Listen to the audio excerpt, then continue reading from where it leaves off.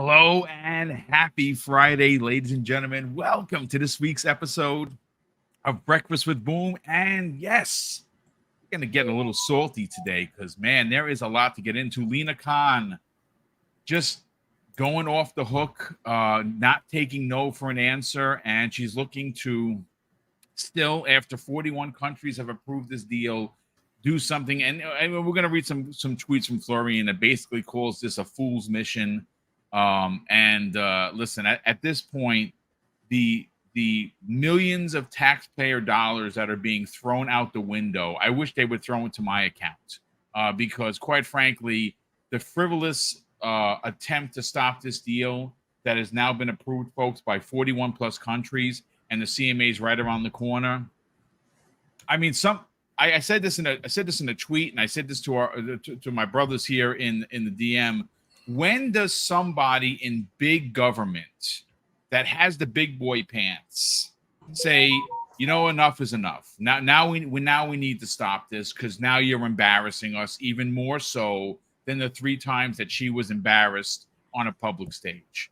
We're going to be getting into some controversy behind Baldurs Gate 3. Now, not the kind of controversy that you would think.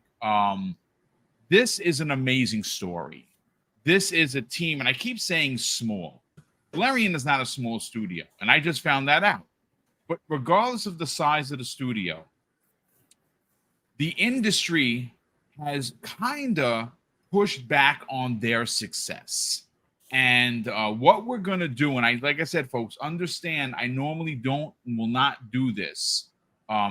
Destin Legarie, representing IGN, did an absolutely astounding 9-minute video. I am going to play it. It is IGN. I'm not a big fan of them. You guys and gals know that. But it is, because again, if you're a fan of Destin, and I am a fan of his setup is automatically, you know who and what you're watching. So it was his setup. So when I watched it the first time, I didn't get the IGN branding until I watched it the second time. I'm like, oh, this is an IGN video. Okay, fine, because somebody sent it to me in a DM. We're going to watch it because what he had to say is brilliant. What some of the fellow developers in the industry had to say, very disappointing, like shockingly disappointing that you can't rah-rah yourself for this team, for this kind of success in a game that's, again, CRPGs are very niche. And folks, we're going to get into this as well. You know, I'm starting to see the copium or the excuses being made for Sony and the lack of first party this year and potentially next year. And I don't like it. I'm going to be honest with you. I think that, you know, I was talking to Crispy in the green room, and we both came to the agreement that in 2022, we gave it to Microsoft because they didn't deliver for us as fans. And we weren't shy about it. And now people are making excuses that 2023 and potentially 2024 are going to be very light for PlayStation. So the question is, being that Microsoft is hitting on all cylinders in 23, they look like they're going to be hitting because we have a roadmap for 2024. Is PlayStation first party on their back heel? I kind of think that they are, but we will get to that in a second. Let's get everyone in here. And of course, we'll start first. Dreadpool, good morning, kind sir. Welcome back. And what you have for breakfast? Oh, good morning, everyone. We made some hash browns, and that's it. So hash browns and coffee. But did you have ketchup with those hash browns, sir? No, you have failed me. I am sorry. I eat them plain. I don't like ketchup on. Wow, you're a rare one. Is I like them crispy though. That's the thing. I don't like them where you don't like a little. You don't like a little sog. They have to be like no. like a biscuit. You snap them off. Yeah, they need to be crispy and brown all the way around, inside and out. If we ever go to like Waffle House, I always have to like be very specific with what I say because sometimes they have to put the press on there. I tell them I want it fully cooked and they fully load it. So I have to I don't want any rawness anywhere. I want it all cooked and crisp. There's nothing wrong with that, brother. Nothing wrong with Yeah. that. Listen, it's good to have you here. Sometimes Oh, this I am. city of breakfast is the best kind, and hopefully you enjoyed it. Oh yeah, I did, and I'm so happy to be here. It's finally not. Let's see, this past month has been so stressful with everything going on that I haven't been able to, been doing like 80 hours of work Gee between whiz, real man. work and the cons and all that. So, but no, it's if you look at my numbers, which you guys have seen, holy cow, crazy they're good stuff, dude. Absolutely. unbelievable. So, Well, but yeah, listen, excited to be here, and holy cow, the topics. Woohoo! yeah, we're gonna have fun. We're gonna have fun, folks. So listen, great way to end your week. If you're wondering, this is Warhammer 40K bolt gun. It just came out this year. It is phenomenal. I gotta say, I was just talking about Keosante, and this is the year of retro. If you're not playing Double Dragon, if you're not playing Broforce, if you're not playing Bolt Gun, if you're not playing Quake 2, and you're an OG, you're missing out. Of course, most of these were in Game Pass. Broforce is in Game Pass. Warhammer is in Game Pass. Quake 2 dropped. Shadow dropped yesterday is in there. Double Dragon was not, but it was on sale through Xbox, and it was like 10% off. Unbelievable stuff. But Crispy Bomb, good morning, kind sir. Again, you happen to join us not once, not twice, 3 freaking times this week. We are very lucky to have you back. Good morning. How you feeling?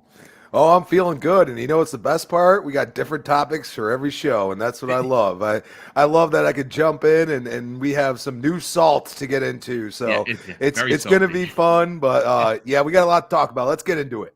Yeah, absolutely. Web Dave, how you feeling, dude? Any? And obviously, I know you're going to be doing the show on Sunday. Anything loaded up for next Monday, sir? Oh yeah, man. It's and this is the best way to start the weekend, Boom. The best way to start the weekend is with your show, man. This is kicks off the weekend, baby. Thank you, sir. Yeah. Thank you. I'm telling you.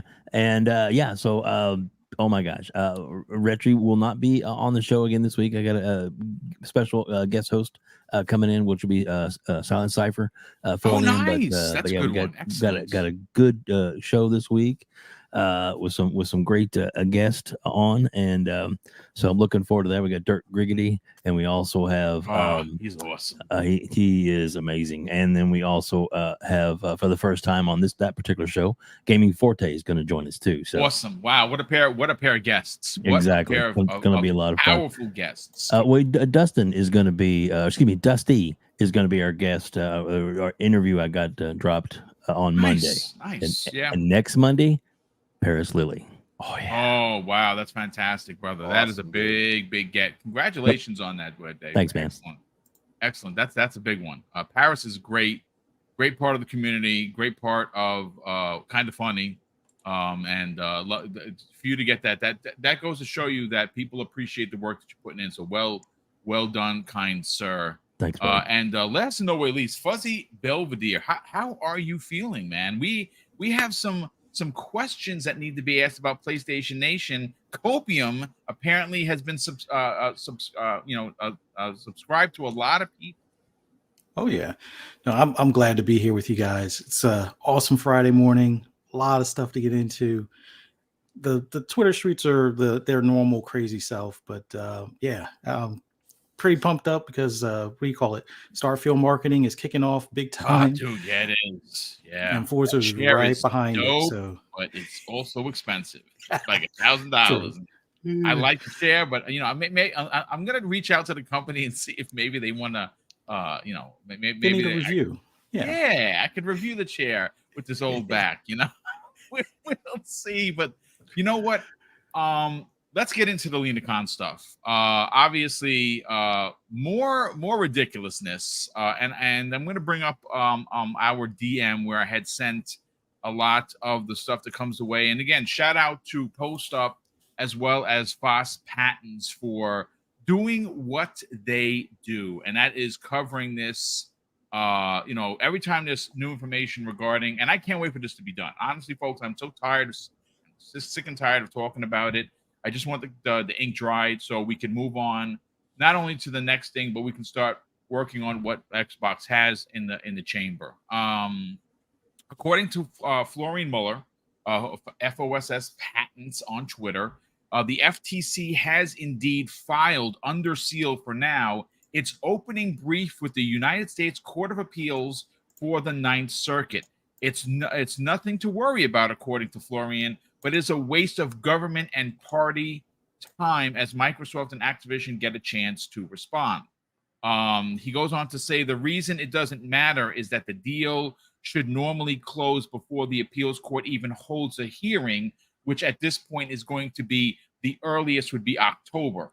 So obviously the deal is going to be done by the end of August. Does this make sense? So he goes on to say that after that, the hearing, it would still take some time to author an opinion. So let's stay focused on the UK. Of course, he says, I believe the FTC will lose this appeal anyway. The timeline part just makes it irrelevant. This is a separate procedural track from the withdrawn FTC in-house case from earlier in the month. He goes on to say that after the deal closing, the FTC can, and presumably they're not crazy, will drop this stuff.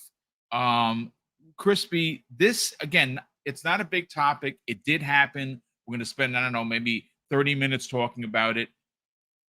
What is the government actually doing? Like, I understand if there was something, if there was a split. Let's say, for instance, half of the world was like, yeah, this is a great deal. The other half was like, no, this is a bad deal. 41 countries have approved this. The CMA, who was in cahoots, and like I said, at some point, I do hope that there is an investigation into both the CMA and the FTC for collusion, potentially some corruption there. I'm sorry, I believe that to be true. But at this point, when does somebody in government here in this country see what's going on and be like, you know what, Lina Khan, you got to put a sock in it. It's done. You're embarrassing us. You're wasting money left, right, and center on something that has no merit. She has no grounds. Her theory is classroom based. And the theory of harm that she tried to prove that was so bad against the competition, meaning Sony, signed a 10-year deal. What and why is this still happening, dude?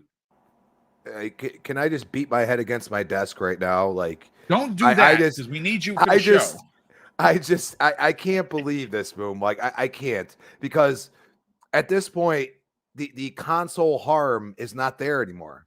Okay. And that was their whole case. Like, the CMA at least has some kind of leg to stand on because of the cloud gaming and how, you know, they could say, oh, like, we're trying to be future tellers, which I still think is irrelevant. Ridiculous. In the end. Yeah. And to top it off, you're going back to the appeals court. I don't know it, you know, I don't know law like, you know, these guys, but didn't the Supreme Court already say, yeah, we're not taking this case? Didn't they already say that? So what are you doing? Yep. What are you doing? Because ultimately, if you won the appeal, it's still going to end up back to the Supreme Court at some point, because you've already been shut down how many times? Because Microsoft does already have a leg to stand on because you've been shut down so many times. So the only way you're winning this is if you go all the way to the Supreme Court. This is just an ideological, just chasing something that isn't there anymore. It's not. Okay, Sony signed the deal. It's done. And now we're seeing Xbox like marketing like all the Activision stuff. You know what I'm saying? Like literally like anything Activision, like you see Xbox all over, like YouTube. When I'm on there, you see, you know, Overwatch now, even though, you know, you could say what you want. I don't know. I don't play hero shooters like that, but you know, like they're marketing all this stuff now, and clearly they're looking at the end of the road.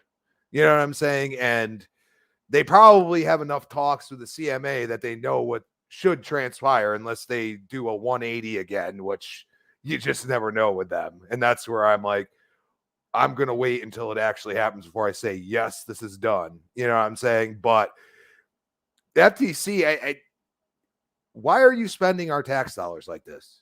It makes no sense, because ridiculous, dude. You are, and people could say what they want, like, oh, they're just filing it. Well, you got to pay somebody to file that.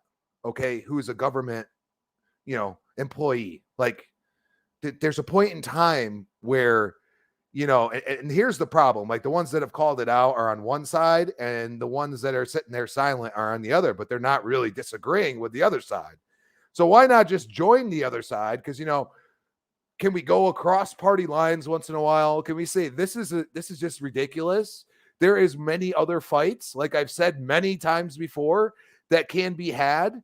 Why are we at this point again? Why whoever oversees that allows this to happen? And then you can go and say, well, when she was in front of the Congress, she was like, oh, well, it's all the people below me's fault. You're the boss. Just stop it. Enough. Like, there are so many other things that I've seen going on, because I do trade and stuff like that could be a problem for consumers. And that's what it comes down to.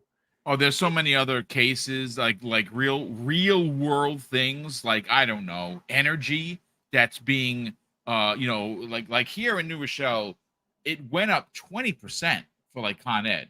20%. I have an apartment that I pay Con Ed for. I would probably pay for a house 5-10 years ago, which is ridiculous. Yeah, but there's no one regulating that, and she's nowhere to be found on that matter. But she wants to stop video games. It's just dumb, dude. It's just dumb. And that's my point. Like, I feel like her ideology, say what you want about it, but it's not for the consumer right now.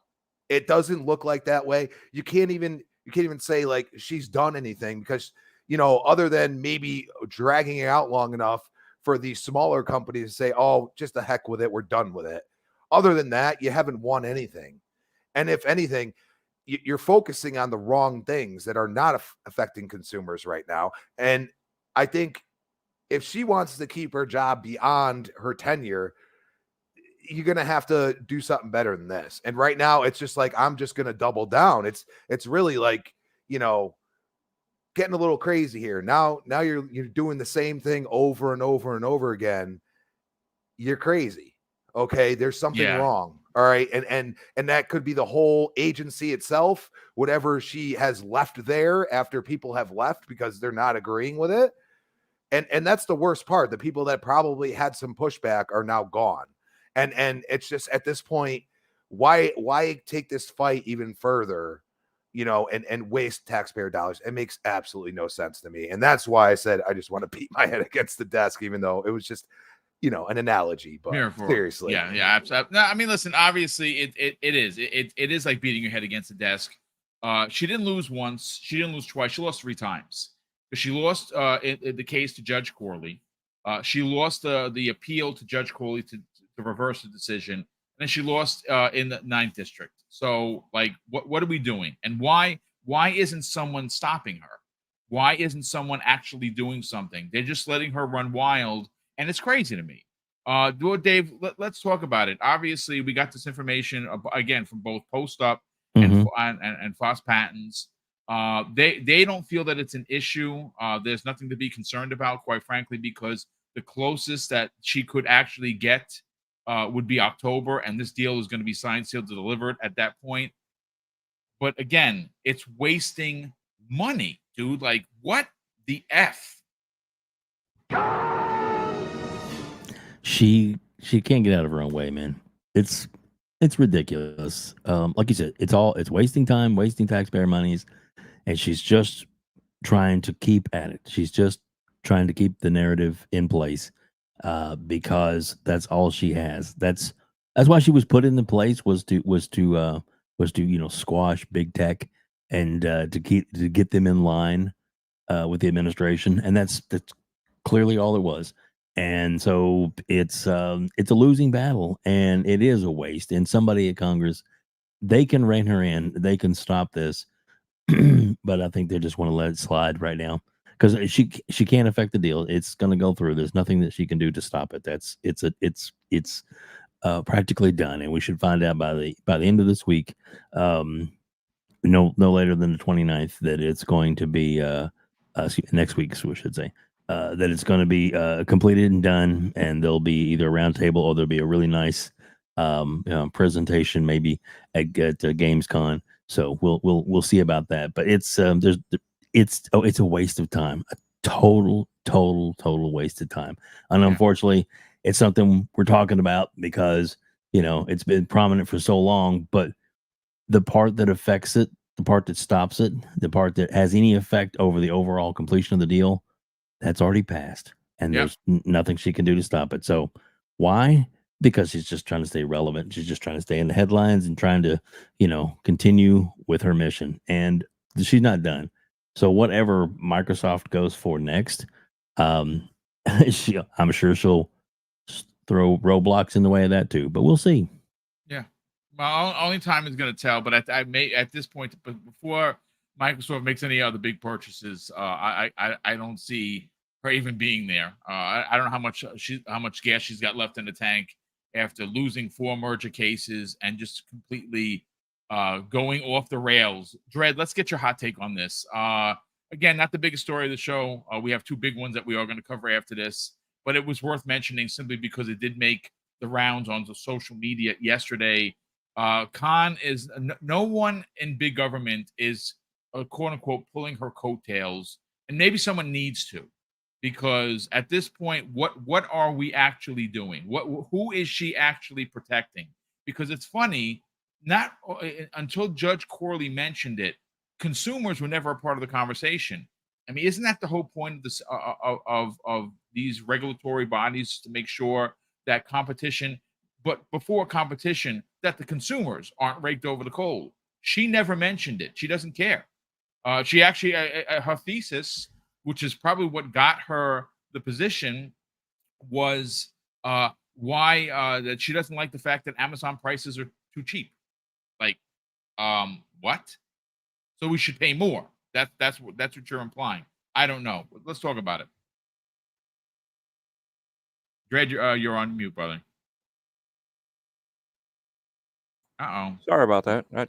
I double muted myself, and then when I unmuted, I didn't mute both. So anyway, yeah, I think she's under that. What do you say? How do you call it? The PlayStation fanboy mentality of doubling down and not apologizing, not thinking other than what you say is right, and that's it. I mean, I know it's a little, malicious, I guess, calling her that, but at the same time, this is what's really going on. Why is saving money such a big deal? Why is it that we got to spend more money than we need to for services that don't need that much money? And that's the whole thing with Amazon, to sit there and say, oh, their prices need to be, they need to jack up their prices. It's like, wait a second, that's the whole point of competition, is to give you better products for less money. That's the whole point of that, better for the consumers. She was too worried about PlayStation.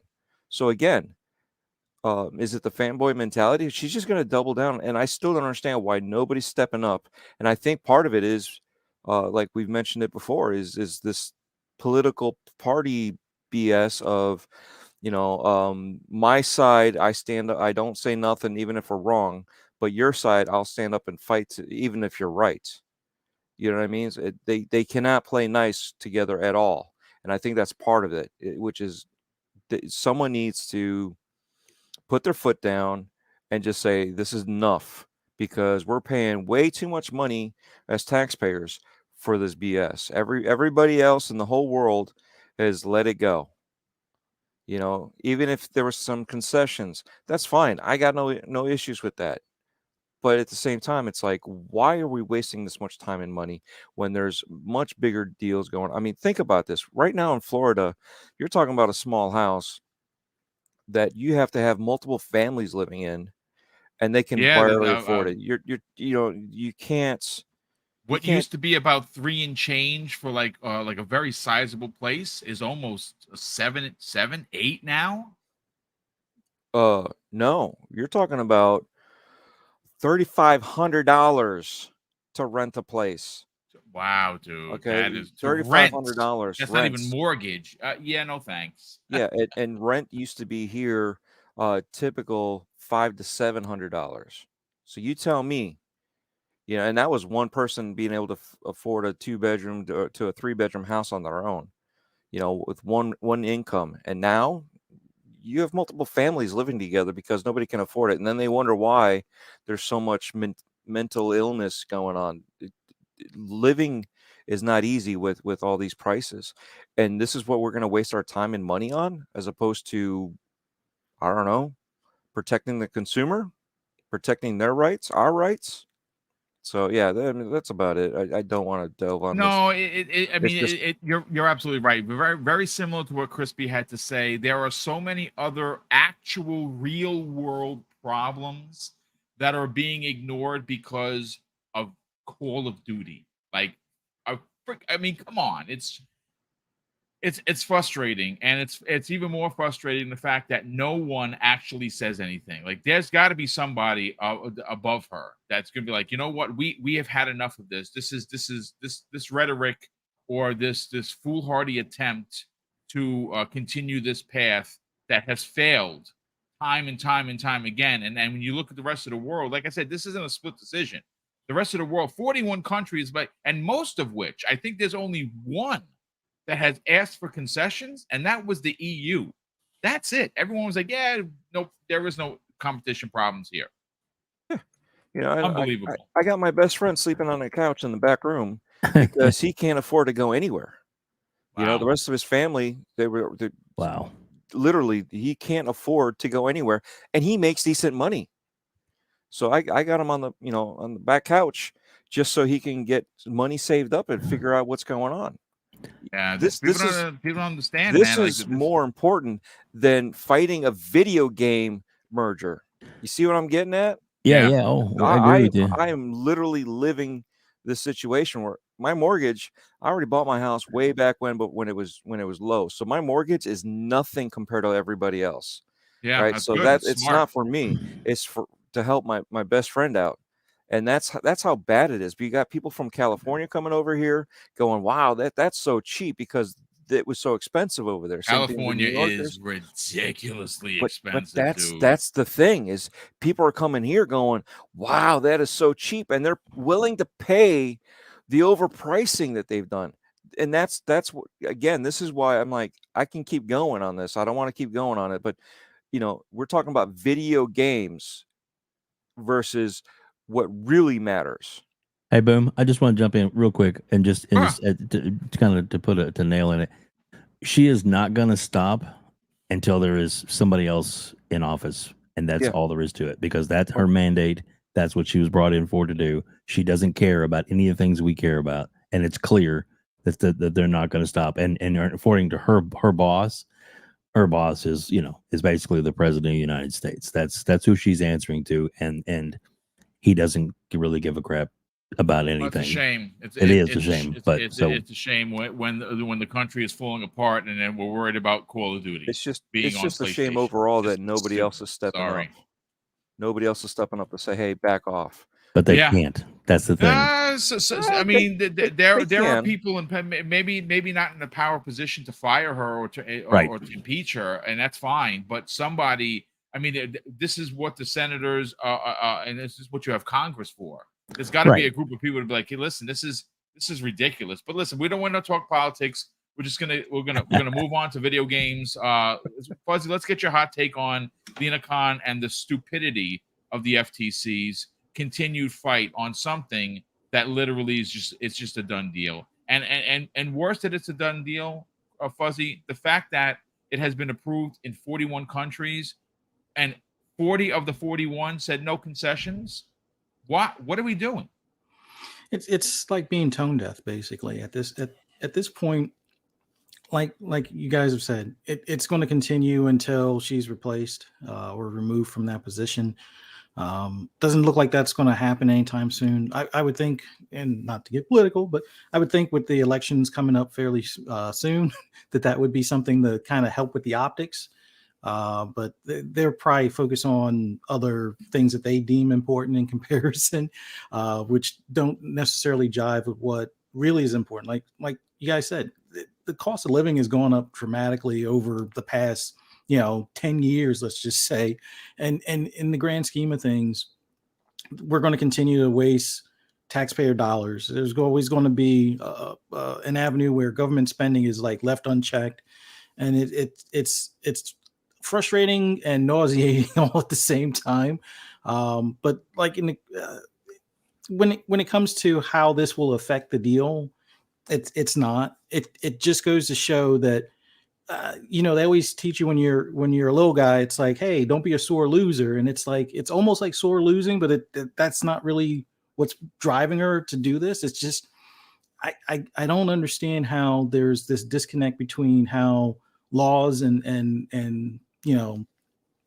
having things pass as far as law or changing laws work versus just constantly beating your head against the wall doing litigation that's not going to move the needle, not on the law books and not in the courtroom. So it's sad to see, but it's like it was to be expected. I'm surprised there isn't more wasteful spending from that department, but like you guys have said, it would be so much better to have them focus on the power companies or electric costs, like whether it's Con Ed or Pico in my area, or the cable companies like Comcast. Oh god, yes. It's like raking people over the coals, dude. Crazy.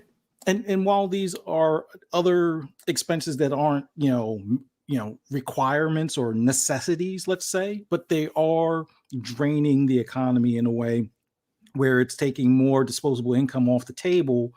And it's unchecked. It's not that it's like, oh, out of necessity because their costs went up. Well, yeah, sure, their costs went up, but proportionally versus what the cost of some of these utilities in comparison, it's ridiculous. And it's almost like they know the writing's on the wall before people are able to afford, to go solar or battery backup and whatnot. And it's like, well, let's just squeeze every penny out of them while we can, kind of thing. But yeah, the FTC is failing us again in this regard, and I just can't wait to see how lackadaisical they are when there's a Disney merger or a takeover or something along those lines. Yeah, we'll see. And they're like, oh, what?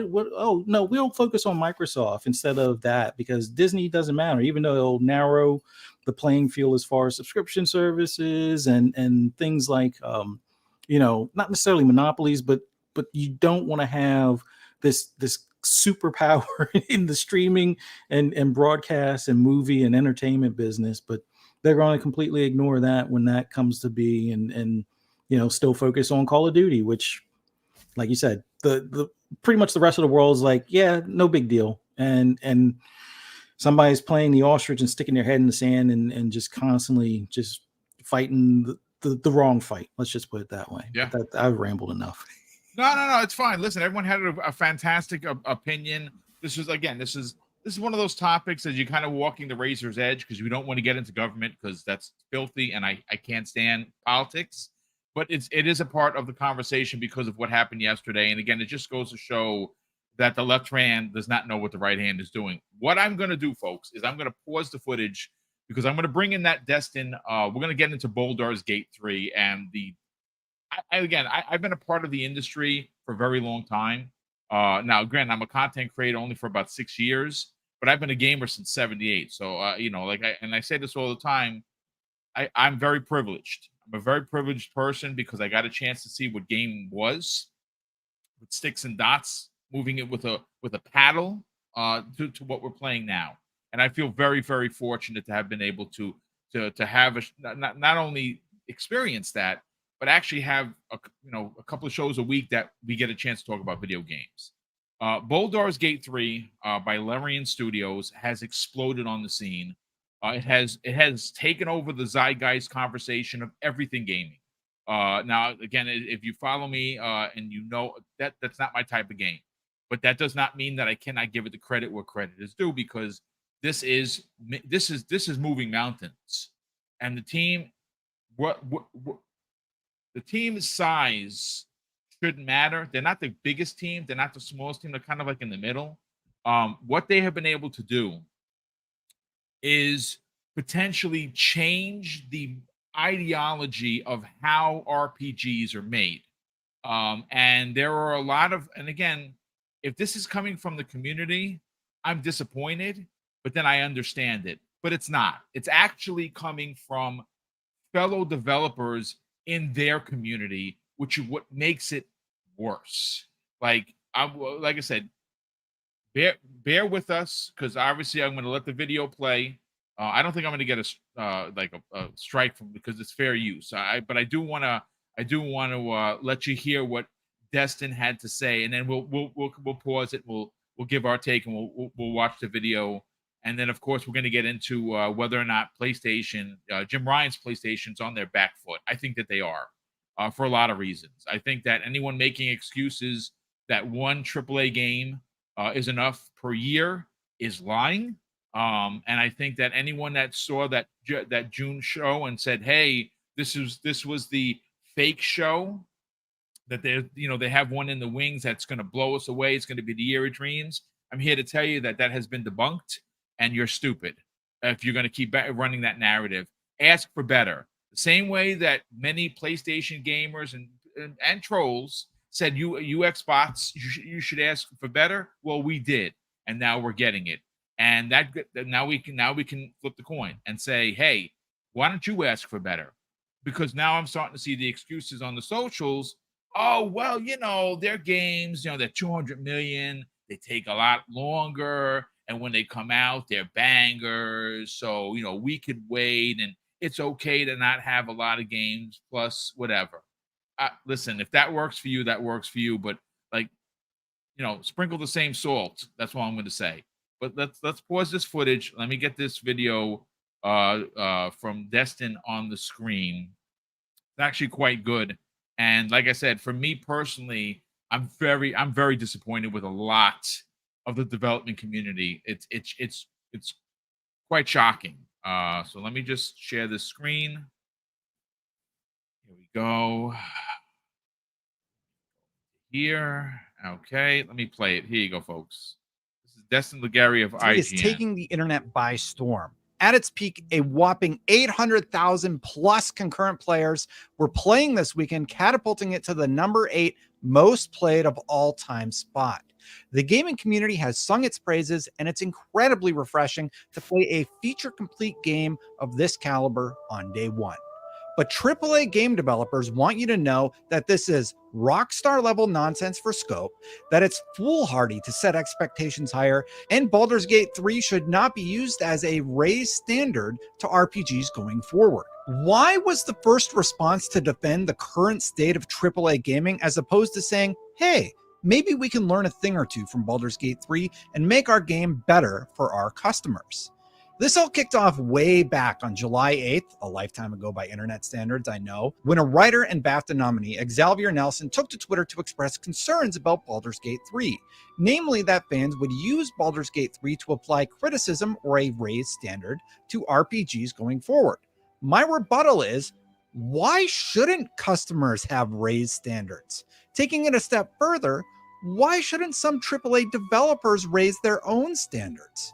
Are we really going to pretend that consumers shouldn't be a little upset right now and hoping for an improvement in the industry going forward? Rockstar just announced a $50 conversion of the original Red Dead Redemption for the PlayStation 4 and Switch that has no mention of a 4K update, no mention of 60 FPS, and no mention of multiplayer support. The game came out 13 years ago, and the Xbox port does everything they're offering and then some for free with your 360 copy. Go buy a brand new copy of the Game of the Year edition on Amazon right now for $30 and you're good to go. Star Wars Jedi Survivor, when released on PC, had furious fans citing numerous problems getting the game to run, frequent crashes, and similar problems on the PlayStation 5 and Xbox.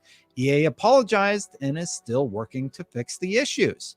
Destiny 2 just released a State of the Game blog saying, amongst other things, that they don't have the resources to release new ritual armor every season. But that same studio manages to create new armor sets in the shop for up to $20 a pop without fail every season. First party. Diablo 4 unabashedly has several character skins priced at $20 each and just released their first season that had a patch that was So poorly thought out that the developers had to have an emergency live stream to apologize and have since begun working to revert those changes. We don't plan on doing a patch like this ever again. Okay, you need a more comparable RPG example of why fans are heralding Baldur's Gate 3 as a breath of fresh air? Look no further than Mass Effect Andromeda, which was widely panned.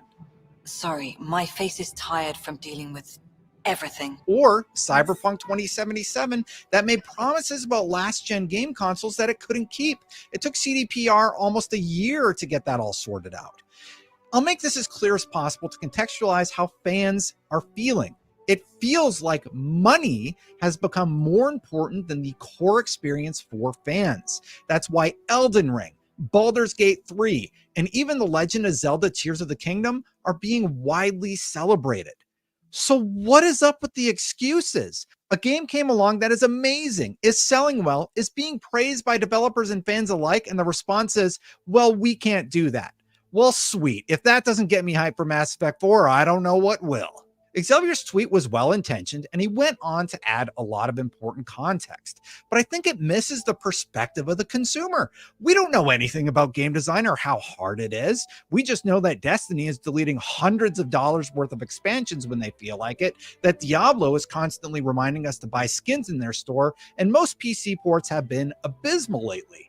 Remember, that tweet was made nearly a month before Baldur's Gate 3 blew up, and it was still contentious with fans speaking up about their frustrations and developers chiming in to say what felt like game development is hard, you don't get it, be quiet. Baldur's Gate 3 is a game from a large, passionate studio that refuses to add microtransactions, gave players early access so they could address any problems that arose before launch, and is taking Steam charts by storm. So why should fans not use that as a gold standard of how to do it right?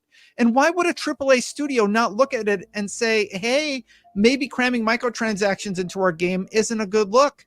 When Mass Effect 4 comes out, I don't want to see a $20 Liara skin, and I hope that its performance is tested across all platforms before release. Am I in the wrong for not wanting microtransactions and a stable video game at launch? Credit where credit's due now. There have been some really good examples of AAA games like the Dead Space remake and the Resident Evil 4 remake come to mind, both of which have been massive successes for EA and Capcom.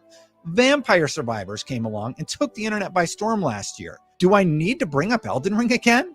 But that tweet blew up in the development sphere, and frankly, the pushback is just ridiculous. Developers should be looking at what Baldur's Gate 3 did and trying to replicate where they can, not jumping up to defend games that are cramming in practices that fans are getting fed up with. And make no mistake about it, these decisions impact game design. Many games are utilizing battle passes and player engagement as a metric of success. For a player, that means more grindy missions. That means more reminders to stop in the shop. It means a boring grind because keeping players engaged is a key metric. Many of the people who came out to talk about why Baldur's Gate 3 shouldn't be the new standard have since walked back those statements, and I'm glad. Because if the industry can't take a good hard look at what's going wrong, why fans reacted the way they did to Elden Ring and Baldur's Gate 3, and then make impactful changes, we're screwed. Also, people seem to be using the fact that Larian is a big studio against them, the fact that they had a long development cycle against them. Really? Blizzard is also a huge studio with over 8,500 employees across several offices. They credited every employee at Blizzard in the release of Diablo 4. Bungie is a huge studio with over 1,552 employees across several offices. BioWare is a huge studio with over 500 employees across several offices. And Larian is also a large studio with over 400 employees across several offices. All of them have established beloved IPs with a ton of lore to pull from. All of them have a lot of money to make video games. And all of them had a long time to make anything they wanted to make. To say Baldur's Gate 3 is successful because it's aligned with Dungeons and Dragons is insanity.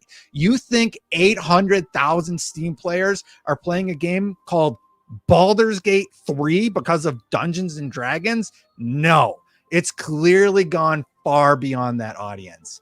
I don't know anything about Dungeons and Dragons. I didn't know this game had anything to do with Dungeons and Dragons. And you know why I'm playing it? Because I like good games with a heavy focus on storytelling. and bears. But anyway, it wasn't all doom and gloom from the development side. Thank you, Juno Blees, formerly a Riot, for jumping in and echoing exactly what I'm saying here. Her quote tweet reads, "I can't disagree with this one more. Whenever a game disrupts the industry and delights players beyond expectations, it absolutely raises industry and genre standards regardless of why and how. We should look at the Larian success story and ask ourselves, how are we going to make our games better and create the next games that shake up the industry? Players should and must always expect more from us, never less." Thank you. Quote. I implore AAA devs to look at these games that are being celebrated and look at your pipeline to see why the consumer is getting frustrated about the experience I outlined in this video. And obviously try and make an improvement, because telling me how hard it is when you're breaking profit and revenue records isn't a super compelling argument from the customer's perspective. Is Baldur's Gate 3 an outlier? Yes, but I for one wish it could become the standard, and being told to shut up because I don't know game design doesn't feel super constructive. But hey, 100%. I'm just some idiot on the internet who doesn't know anything about game design. I guess I'll just go buy my horse armor and call it a day. Enjoy your $20 on top of your $100 for the collector's edition, on top of your $15 for the battle pass. What do you think? Let me know in the comments below, because I get why you're frustrated. And it's really frustrating to see people not saying, hey, maybe we could learn a thing or two from Larian. I'm adoring Baldur's Gate 3, and I hope game development continues to grow from where it is today. I hope you do too. Let me know what you think in the comments below. And for more on all things. All right, ladies and gentlemen. So we're gonna stop that. Listen, that was. I thank you so much for bearing with us as we watched the video as a community. That was really good. Phenomenal. Absolutely. Salute to that man. Absolutely phenomenal video from start to finish. Destin Legarie. This is why he has hit 100,000 subscribers. Like I said, I don't like to use IGN stuff because, like I said, I don't like some of the way business that they do. But this was like one of the exceptions. I had to kind of put the cart before the horse on this one, because Destin really knocked it out of the park. That was phenomenal. And what's crazy is everything that he was saying, I literally was thinking. So I appreciate the video even more. Crispy, let's go to you first on this. I love the fact that a game comes along, and I'm going to be honest with you. I'm not. I don't like CRPGs. I'm a D&D guy. I have always been. Will I eventually play this? I will definitely give it a shot. It's probably gonna be my first CRPG in a very, very long time. I don't really like that genre, but everything that I saw looks just amazing. I love the fact that this game comes along.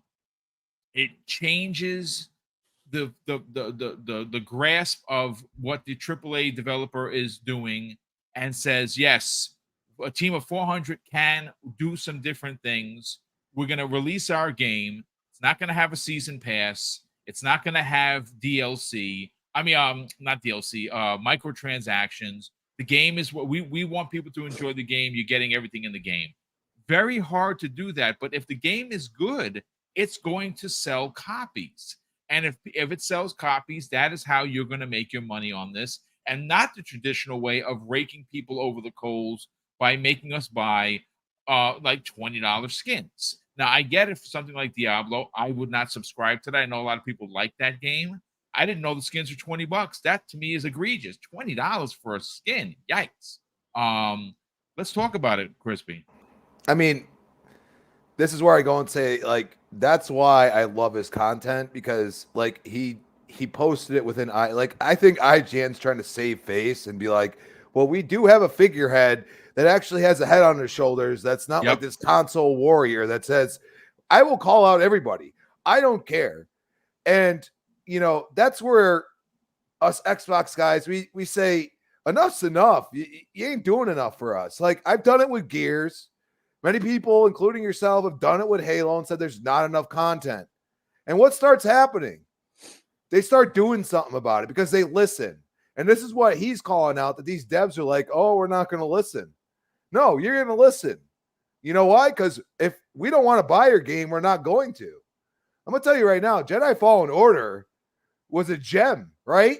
But Jedi Survivor, like he brought up, is not a Jedi. Crazy bug. Dude, I stopped playing it because of the bugs. After 10 hours, I was like, I can't take it. I haven't bought it, and I was a huge Fallen Order. Like, I love Fallen Order.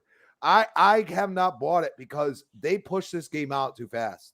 Yep. And that's where you give, like, dude, I'm going to tell you, and this is one thing that I love. You're going to see Bethesda be very nice to the consumer. And you're going to get DLC packs, which I'm cool with. Right. You know what I'm saying? Like, I have no problem paying $20, $30 for a DLC pack that I get all this other stuff involved in it. Yes. You know what I'm saying? DLC is perfectly fine as long as you're getting your money's worth. You know, a perfect especially example single of that, player. Yeah, 1,000%. If you're going to extend my story and I could play this game, and you can take it in a direction that makes sense, that isn't a cash grab, I'm all for it. And I'll even take it a step further. Like, I know that people were really burned by the whole horse armor thing. I'm not going to front. I bought that, and I was glad to give them my $5 because it was a cosmetic that didn't change the game that I wanted for my stupid horse. Okay, I said this about Assassin's Creed. Did anyone like the OG Clash of the Titans? Well, I did. So I was a big fan of Pegasus, and they had a skin that was like a homage to the Clash of the Titans, the OG one, and I bought it. And even though the horse didn't fly, I could jump off basically anything. And I'm like, okay, this is dope. But it was single player, and I was glad to buy that. And I mean, see, because we're all old enough, we've been through this whole thing. Like, we've seen the hate for, the OG. Like, you pay $100 and you get all the season passes. I remember that with Gears 3, for example. Okay, you get everything. Like, and we, like, people hated that, and now where we're at is kind of crazy. Now, this is where I go and say, like, us Xbox fans, we have one leg to stand on, is that, you could pay your $15, play the base game, but you can also pay the $30 because they're not egregious. Well, they're like $30, $20, whatever it is for, a season type pass or a DLC, and you get a bunch of stuff you like. Now you can buy the other stuff if you want, and a lot of that stuff you could still earn. And that's where I go back to, like, the beginning of Gears 5, and I say that tour duty system. I'm like, bro, like, I just want to play King of the Hill and Team Deathmatch, and I should be able to earn stuff. Well, it took them a while because they've been experimenting for a long time. And this is going to go on the other topic at some point, but not right now. The point is that, you got to give Larian credit because they basically said, no, we're not doing that. And we're going to, you could say that, there's problems developing on the Xbox. I kind of call BS, but I also understand why they're doing it. They don't want to be done with PlayStation and say, okay, we're going to release it on Xbox and we can double dip. I think they're going to get a bag for Game Pass at some point. There's no doubt That's what about I it. think. I agree with you there. I think that when this game finally releases, this is one of those games that would move numbers for Game Pass. Like, if you're not subscribed, I think you would subscribe for this game. And like you said, like CRPG, cinematic role-playing game. That's what that means, by the way. Yeah. And they actually, I had somebody like tweet out, like, it's a crazy amount of cinematics, and that's why the D&D reference comes in, because it's basically putting a video game. And if you know what D&D is, and you could know just by watching Stranger Things, by the way, like what D&D actually is. Yeah. So you could understand what they're trying to do, and they're trying to do it in a video cinematic format, and also giving you gameplay. Not for me. All right. And I'm fine with that. And that's where some of these people that I see, on the PlayStation side, like, acting like this is the bee's knees. And I'm like, dude, like, this isn't even, like, the only thing that's cinematic, but I mean, this is a totally different game. And PC players have been playing these games for a long time. Yep. You know what I'm saying? And that's where I'm like, everybody's like having an aneurysm over this. I've watched content creators like lose their minds over this. And also some of us being like, dude, like it's not exclusive. It's just coming out on the PlayStation first. It makes total sense. I mean, why wouldn't they put it on the platform that has 40 million consoles sold right now? I mean, it's not even so much that. I mean, it is releasing the same day as Starfield. Would it be in the best interest of Larian Studios to release a Xbox version the same day that Starfield? Like I said, this is a Game of the Year title in Baldur's Gate 3, but the difference is that Starfield is generational and it hasn't even hit yet. People are like, oh, you can't say that. Listen, just go to social media and see that Starfield something is trending almost every day. People are excited for this. Well, so, and this is I just want to cut you off because this is where people are having a problem. A CRPG is not Starfield. I make my own damn story.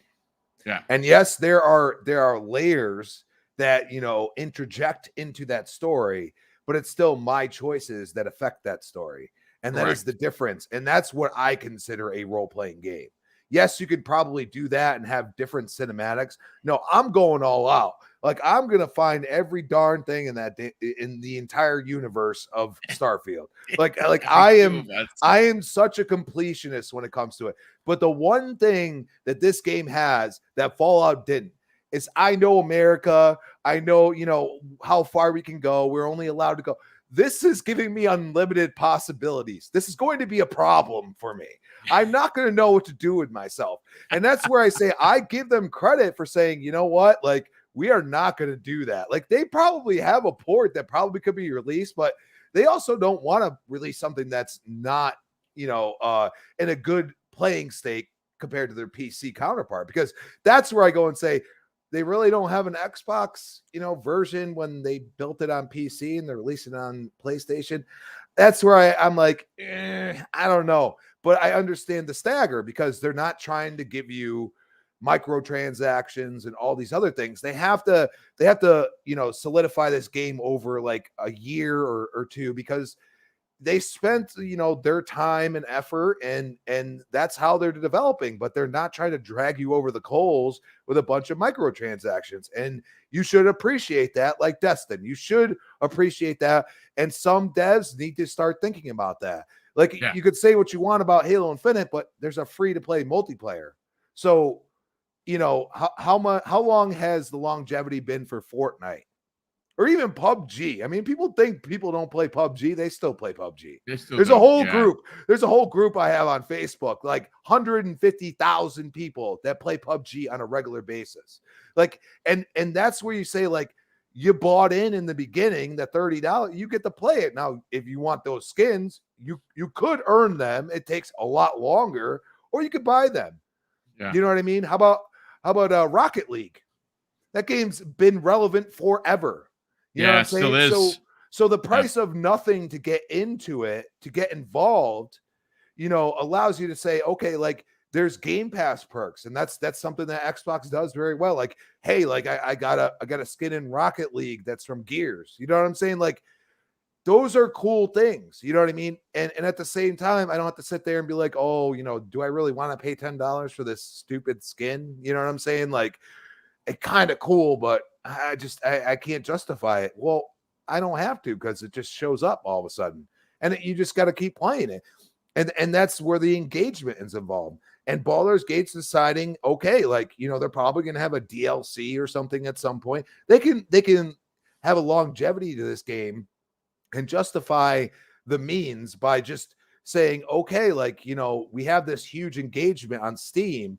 And that's a good start because those Steam players are going to have a huge engagement when Starfield comes out. Yeah, I'm going to tell you something right now. It's going to be bonkers numbers. But listen, I mean, you make a lot of fantastic points, and I think you're onto something. DLC is fine, as long as it's worth your money. Listen, obviously, value is the eye of the beholder. Listen, I want to bring Dave into the conversation, but before I do, Dave, let me catch up on these super chats. My God, there's been so many of them. First one of the day comes to us from the real Skymane. Drops a very generous $2 super chat and simply says, hit the like button. Thank you so much for that, and welcome to the program. Navish Fox drops not one, but two $2 super chats and says, boom, I have breaking news on this. And he says Microsoft has a cloud gaming update that they can't reveal. I would imagine that's probably going to be like a 4K thing to match Sony and there. And it's not really 4K, it's 4K, but it's fine.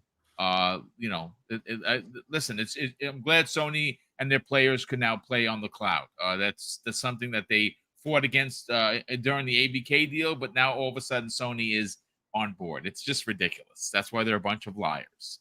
Andy Hart drops a channel membership message, and he's been a channel member, folks, for 15 months. He says, sorry to say, I feel cheated for buying the Series X. I bought the Series S on release and loved it, and did the upgrade to the Series X. Then for what reason? I mean, I don't know, man. I'd rather have the X than the S, but listen, if you don't feel like you're getting your money's worth, brother, I can't argue with you there. Raymond Muller, Morel, I'm sorry, drops a very generous $2 super chat and says, part of me believes the CMA is stalling for the FTC. Yeah, the CMA is already in hot water with Cat. I don't think they're stalling, and I don't think Microsoft would have told Cat, hey, listen, we're going to work on a deal.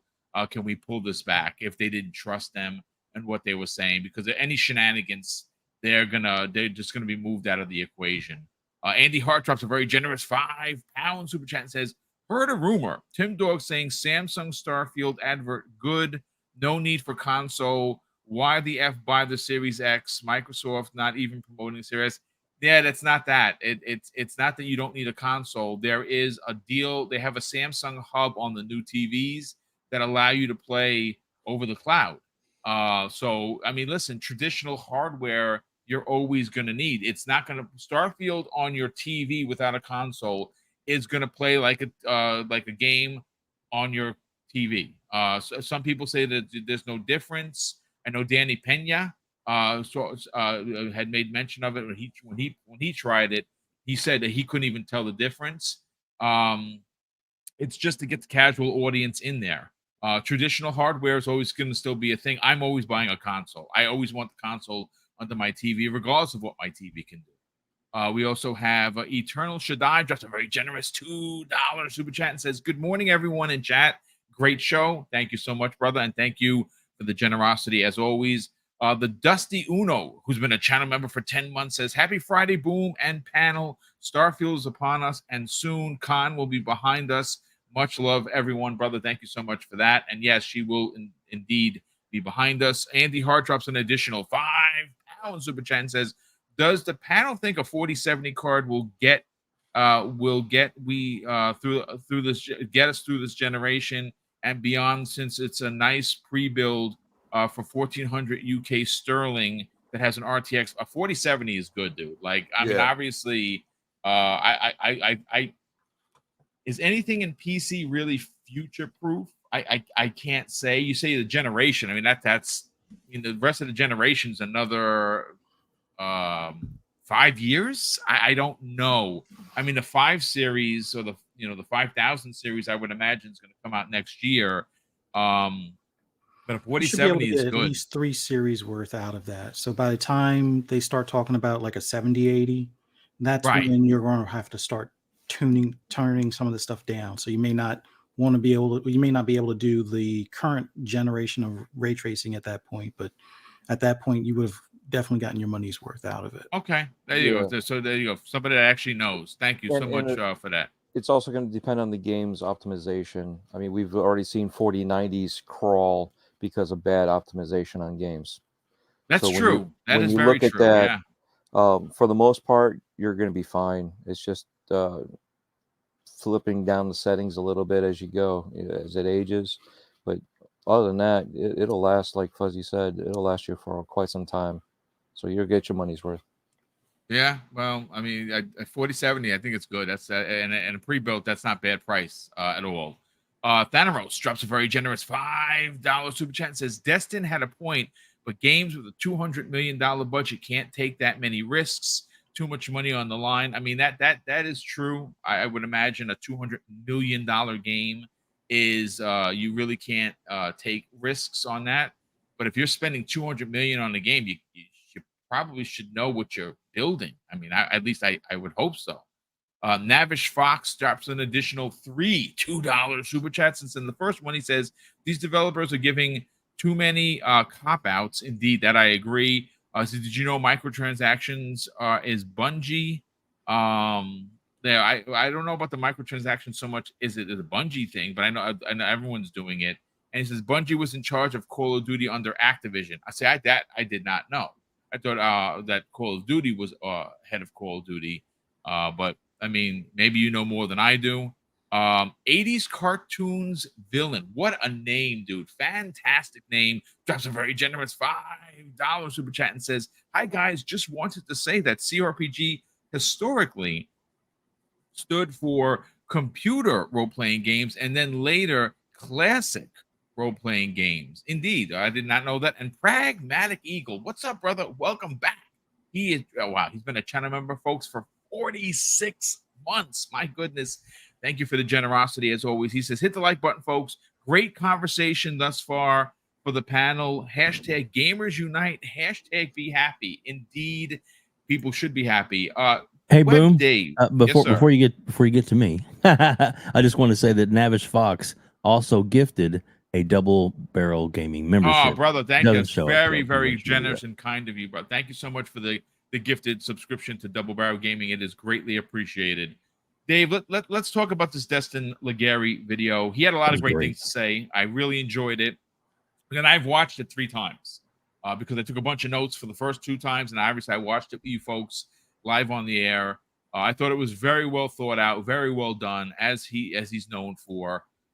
Did not pull any punches, and it is a bit disappointing. I just want to know your opinion on how disappointing that some of the development community's pushback on the success of a game that is doing things a bit different. And I guess folks, I'm not a boob. I understand this is a business, but are you a little bit taken aback by how the pushback of negativity for this game from the development community, their own people? Well, you say it's their own people. It's, obviously there are other developers, but they're not doing what they're doing. So it's probably either a sense of jealousy or it's like, oh, now we're going to have to step the bar up. And that's probably what a lot of it is. They just don't necessarily like the way they've done it. And I get that. I have not played the game yet. Doesn't really interest me, but a lot of people out there really like it. Some people are calling it Game of the Year contender. Cool, but I just don't. Destin's article was fantastic. It was a great video. I'm glad you played it here in its entirety. He's a smart guy, and he knows what's what. He's definitely the best. I guess reporter at IGN, in my opinion. Probably the only one I really will give any credit to be honest, because he sees all sides, and I think that's he should be commended for that. But yeah, it's the industry. It's things that they could do, but they either don't want to do or they don't like the way they've gone about it. That's why they're poo-pooing it. It is really. I agree. They're trying to play it down because it's, it is a competition. It is a business. It is, let's make the money. And obviously they're having a lot of success, and some other games aren't, and some other games that are either in the can being worked on, or other games that have already recently come out that are maybe getting knocked down a few steps because of the success. Seems like out of nowhere for a game that's been in, testing for quite a while. It's been able to be playable for a while, but for the reason for that is they worked out most of the bugs, and they've got a really good balanced game. And kudos for them for doing it that way. Maybe more people should do that. I don't know. It's like I said, it's I think a lot of it's not necessarily jealousy, but it's just a matter of they kind of wish they had thought of it first. Maybe, I don't know. It does seem disingenuous. A lot of the scoff that they're getting from other developers, but it is in the end of it, it's they want to make money for their games, and they feel like maybe this is biting into their pie a little bit. Yeah, it's look, as gamers, it is refreshing to see things get done differently. Right, a perfect example of that is Xbox Game Pass, right? Like it has taken the traditional buy a console, you buy my games for X amount of dollars, and that's how it has always been. That's not the case anymore. And with Larian Studios' development of Baldur's Gate 3, there was a lengthy preview where they really took the fans' feedback and made the game that the fans wanted to play. And obviously, it sold a ton of copies. It has currently one of the highest concurrent players. I think it's number 8 or number 7 on Steam. It's sitting at 814,000 concurrent players. That is astounding for a game that is considered by many niche. What is your thoughts and your opinions on the pushback from the actual development community that was like, yeah, this is not how you should expect games to be or get made? Oh, for me? That was for Dread. Oh, Dread. Oh, I'm sorry. I was dealing with the chat. What was that again? You know what? We'll come back to infighting a little bit. No, sorry. I'm watching it, and I'm see there's one particular guy that's really reaching for the stars here. We'll come back to you in a second. Fuzzy, he hasn't pushed the borders yet. So yeah, no, he's entitled to his opinion. Justice Bolt, listen, you're a PlayStation dude. Welcome. It's cool, but you know, rebel rousing is okay, but sometimes your reach. I've seen some of your takes. It takes really, they don't have a lot of merit, dude. Like, honestly, you're entitled to your opinions, but I don't think you're going to win anybody over because a lot of them don't make sense, dude. Sorry. Watch when you poke the bear, man. That's all. Well, don't poke bears or don't bang bears either. Don't do that. Pause. Fuzzy, take that question, brother. Let's get your take on this because, again, I think for me, the disappointing aspect is the way that Destin, shut up, you don't know about gaming development. It's hard. Just take what we're giving you. And I think there are a lot of developers, they're kind of pompous asses like that. And some of these guys, the developers that came out like, oh, well, you shouldn't expect, RPGs to be made this way. Well, why not? What are your thoughts, man? We see this every now and then when it comes to a game that kind of changes the bucks what gaming the space. norm is. Yeah, and I get it. When you're a developer and you're already overburdened with the publisher, with your deadlines and whatnot, it gets a bit frustrating. I can tell, but these should be things where normally we see how copying is the best sense of flattery in this industry to some extent. I would say their better bet would be to pinpoint some of the things that they can integrate from this game into theirs to kind of bring that same energy or fan base, excitement to their current titles or future titles. Like one of the biggest things that even though this isn't a game that I've played just yet, but in watching a lot of the reviews and some gameplay samples and feedback from friends that are enjoying this on their PCs right now, is that the cinematics or the cutscenes themselves are like a huge immersion and storytelling, breath of fresh air, let's just say, in comparison to a lot of other previous, kind of like ARPGs or CRPGs, as far as most of the time the cutscene is just, or the cinematics are just like a picture of the person and text under it type of deal. And these are like in-engine, fully acted out character models and conversations and things. So that's something that a lot of these companies should look at to possibly incorporate. Yes, it's going to take more time. Yes, it's going to take more resources for either mocap or the animation aspect of things. But if fans or potential customers for your future products are championing that should be something that should be on the checklist. Like, all right, we need to, focus on this a bit more or put more resources or attention towards this. Same could be said for like other games. Like a perfect example, and Boom, you're familiar with this when it comes to Horizon Forbidden West. Like one of the big things that they did was they did like this slight glow to their characters as far as for the cinematics and the interactions. Now it is a bit different and it can be a bit jarring depending on how you look at it, but that was something that a lot of people, enjoyed or noted. Hey, it feels like you're more in the moment and things along those lines. So that's something that, I'm pretty sure other Sony studios, as well as other third parties and maybe competing first party studios, will look at and possibly do something similar, or put their own spin on like the cutscenes and interactions and things to kind of bring more attention to them. So this is a big industry. There's plenty of room for companies to make money.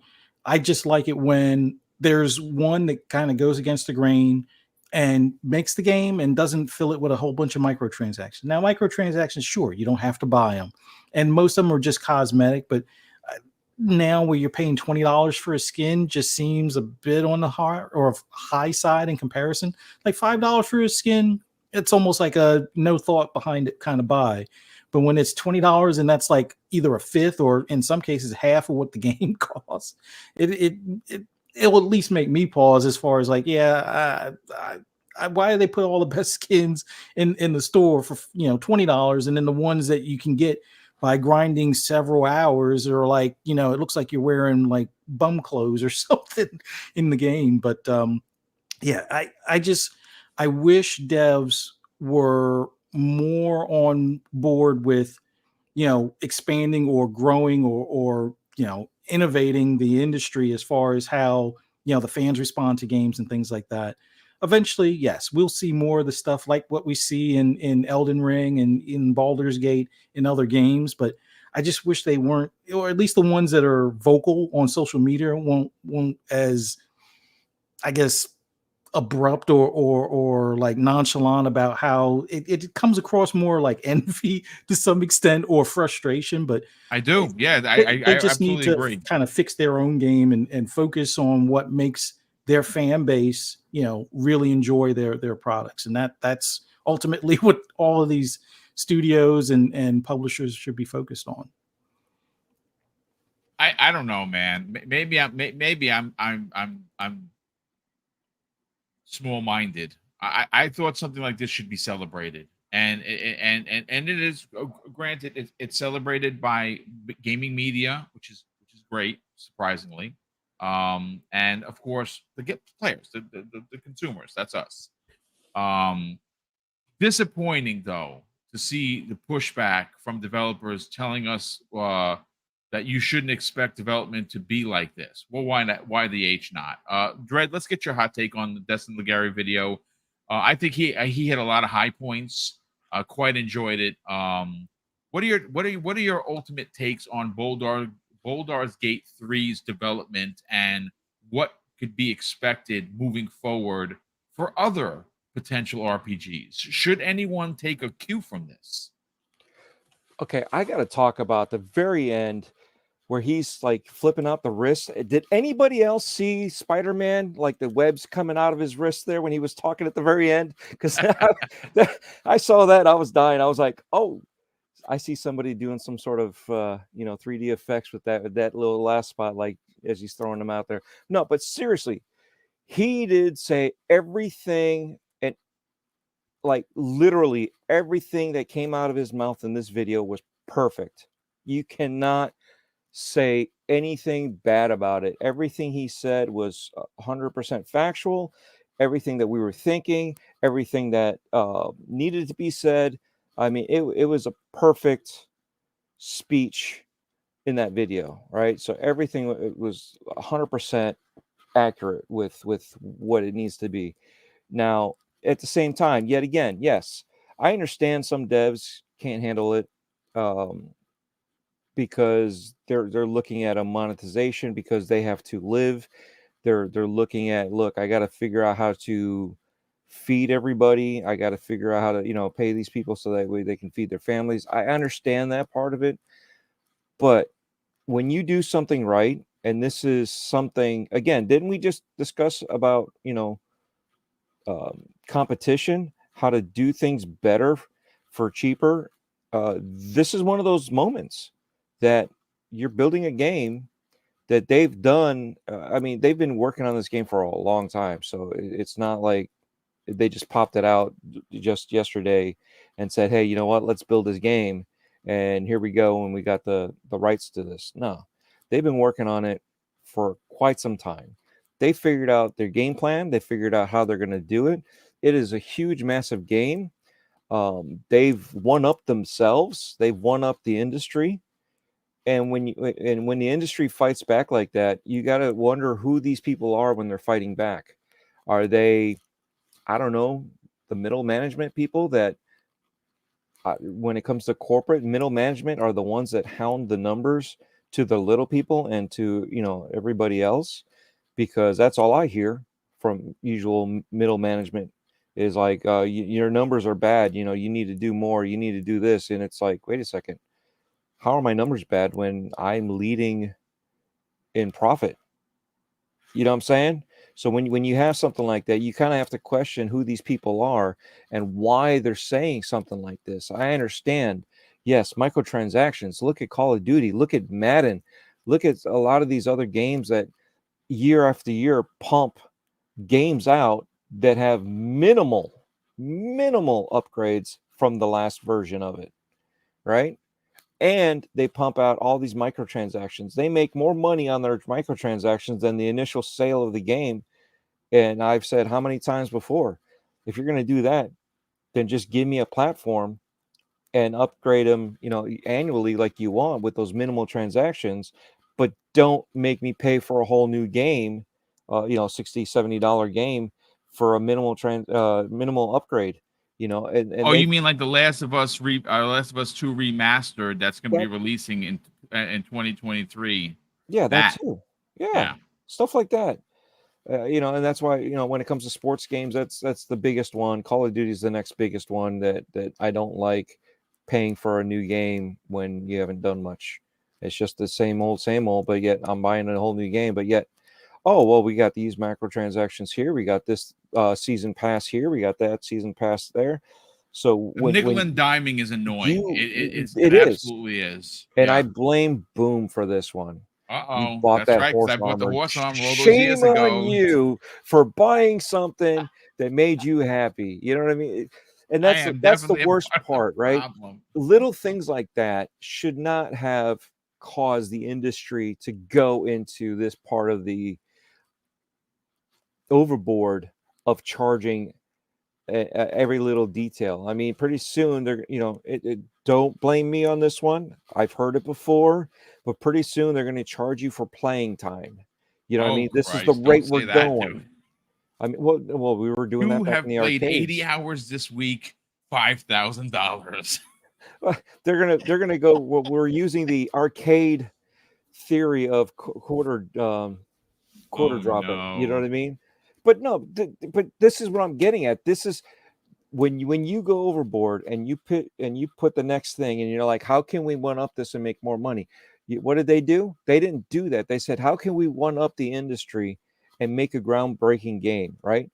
What was that other game that I'm drawing a blank?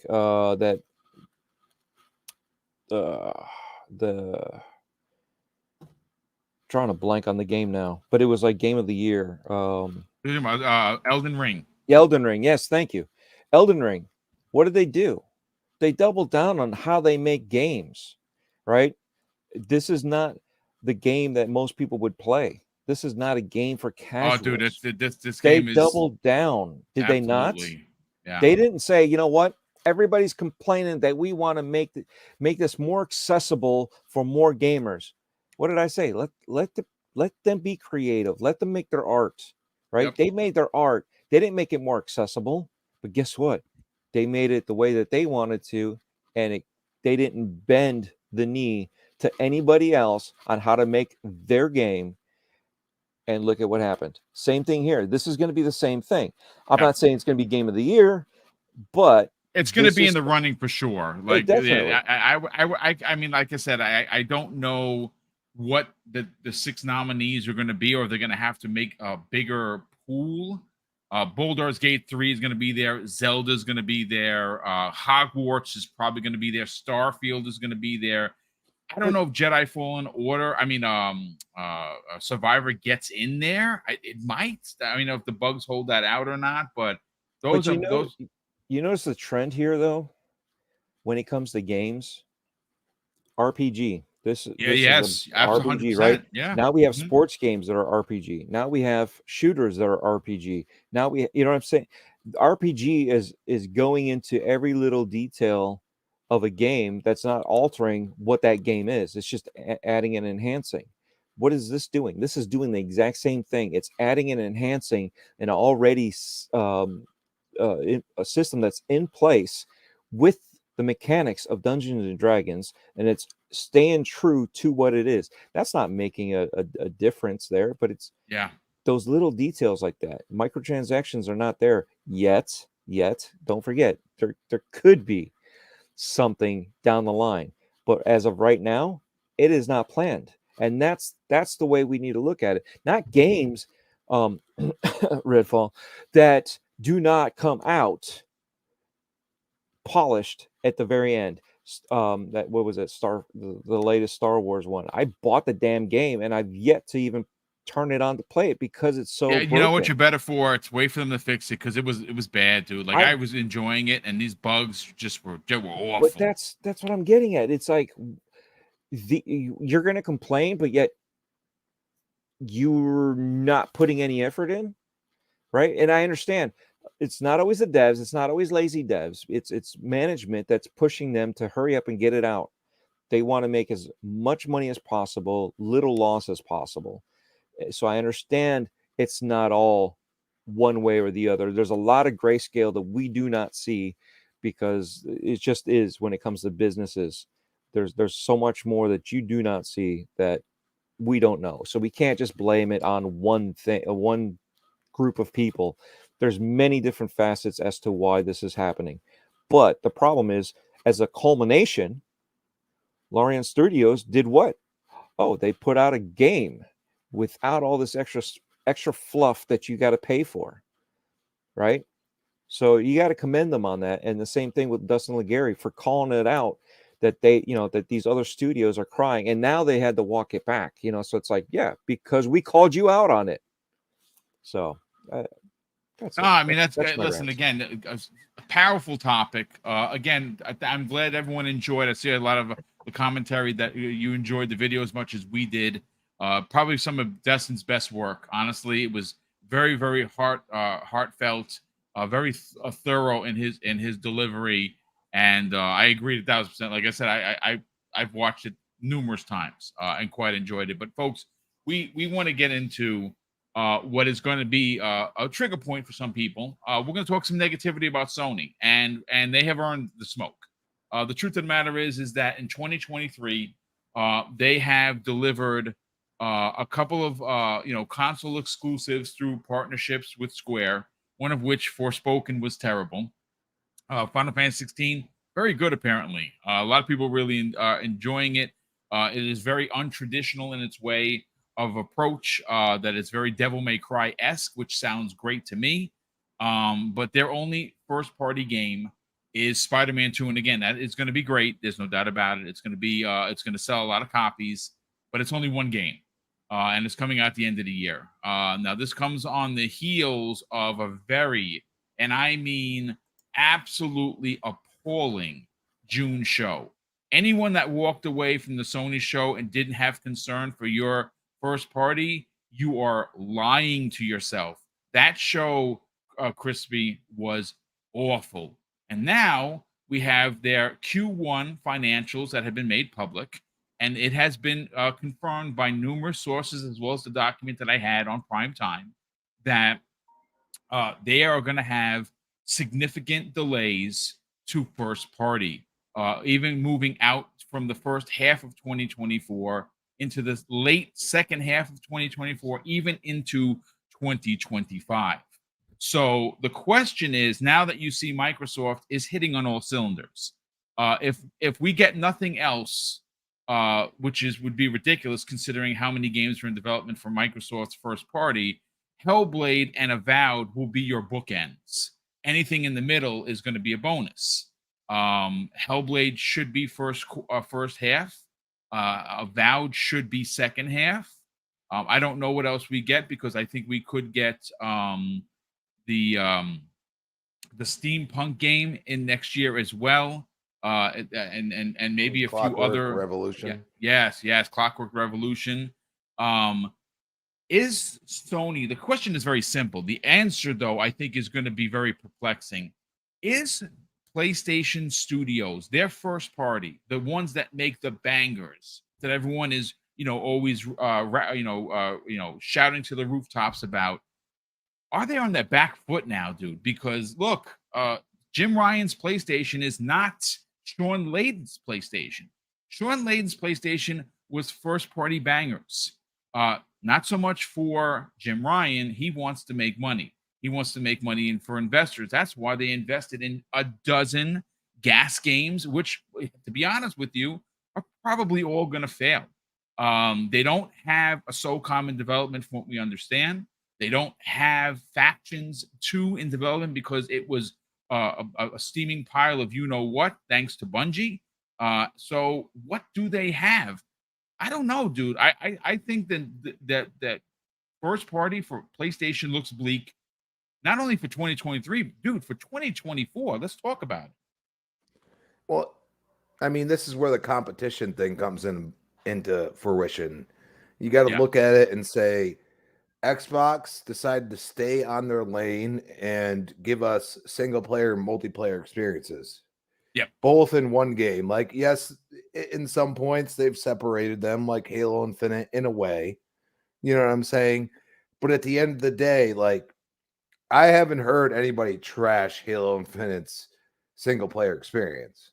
And the only reason why people talk about the multiplayer is because it didn't have enough content. Other than that, I mean, I played it. Man, that game's smooth. I haven't played a game that smooth in my entire life. I'm going to be honest with you. Even Gears does not. It's starting to hit that stride where it's like perfect, but the problem is the way the game is set up. And that's where you go and say, like, Sony has these older IPs like SOCOM, for example, that have been single player and multiplayer for like their entire like existence, and they have thrown it to the back burner. And they're trying to bring out new IPs, like what Haven Studios is doing, basically copying Contraband, because that's what I think that's going to be.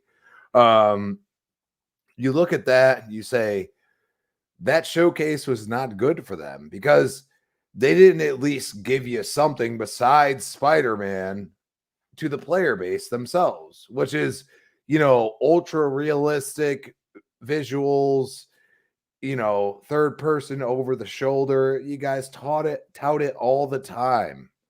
You know what I mean? And it's like now they're reeling, and that's where we get all this Baldur's Gate talk, because all they know they have is Spider-Man, and they already know that Final Fantasy Sony fans don't care. They haven't sold enough.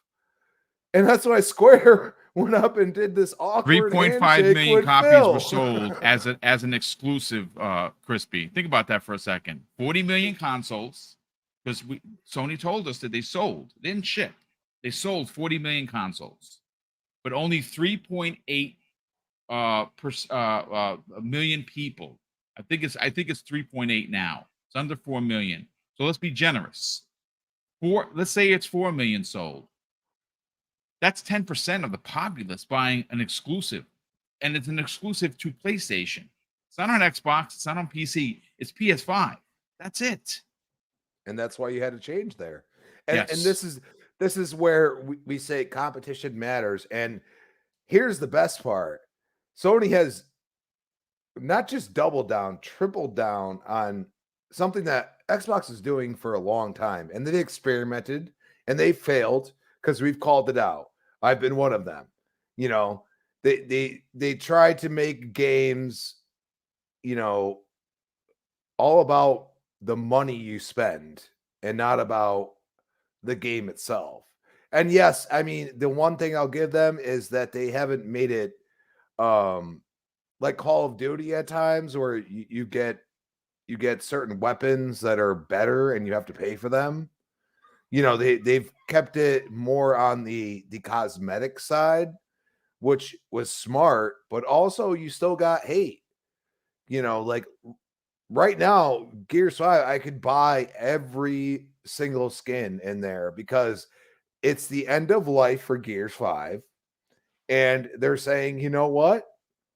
You could do whatever you want. And like literally, I have bought almost every. I could buy every skin, but I'm just not interested in some of them. So why, spend the gold that I've earned over the how many days I've played the game? What is it, 60 something? I don't know. I posted it a while ago. It's way longer than that now. And you could also look at somebody like NetherRealm, who releases legitimate character skins, but also adds DLC usually into the story if that's what you're into. I'm into the character skins. You could be in the story. It makes total sense. You pay $30, you get it. You get what you want out of it. And then if you want to buy more skins, you have the option.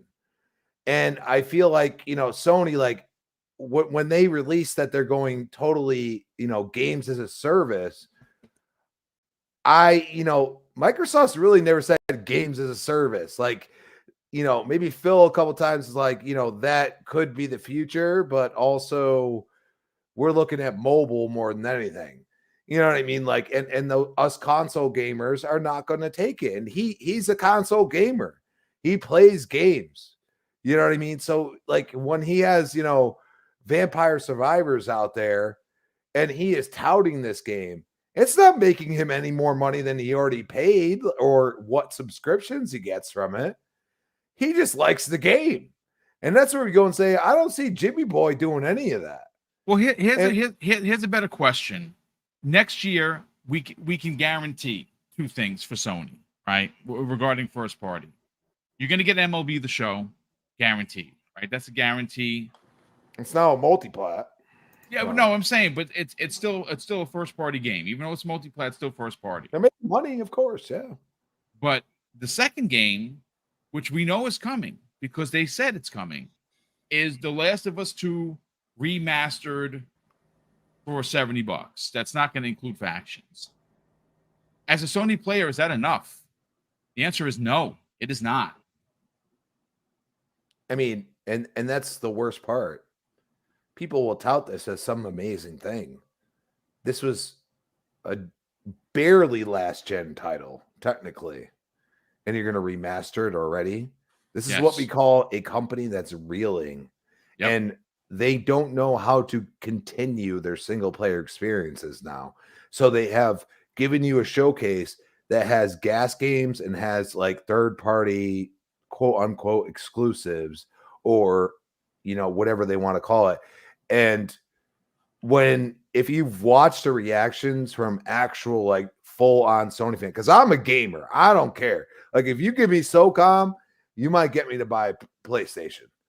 You know what I'm saying? But other than that, I don't see where I'm going to be like, hey, this amount of money is going to justify my purchase because these games are coming out and these are the games that I like. They've been so linear in their thought process where Microsoft has been so open to their thought process that now they're trying to double or triple down, like I said, and go to one side when really you're at the point where you should be mid. That showcase should have been some single player, some new experiences. I mean, they have come out with games like Horizon Forbidden West. They have, Ghost of Tsushima. You know what I'm saying? But what are we going to see? Another Horizon, another Ghost? Like, you gotta develop the games. Like Clockwork Revolution, that's going to be a single player game. You know what I'm saying? Like Xbox Hellblade 2. Hellblade 1 was multi-plat. Hellblade 2, you only get on Xbox and PC probably. But that's the point. They look at PC and they say, this is a relevant market and we can make money off of it and we don't have to go to PlayStation. And who knows? They might throw a bone to Nintendo on some of these games. because that's what they do. They say, you know what, Nintendo, and this is Phil. Phil's like Nintendo, Sega, all these like these IPs that, you know, have almost been killed by Sony. No, we're going to help you. You know why? Because he's a gamer and he understands the importance of these companies that have developed games over his lifespan that have actually like innovated and stuff like that. And he still sees that and he would like to, you know, help them in a way. But Sony is always taken for so many years, just taking everything. And now all of a sudden they're reeling and they're like, oh, you're going to buy Call of Duty. Oh God, we can't deal with this. Let's just release a bunch of games as a service.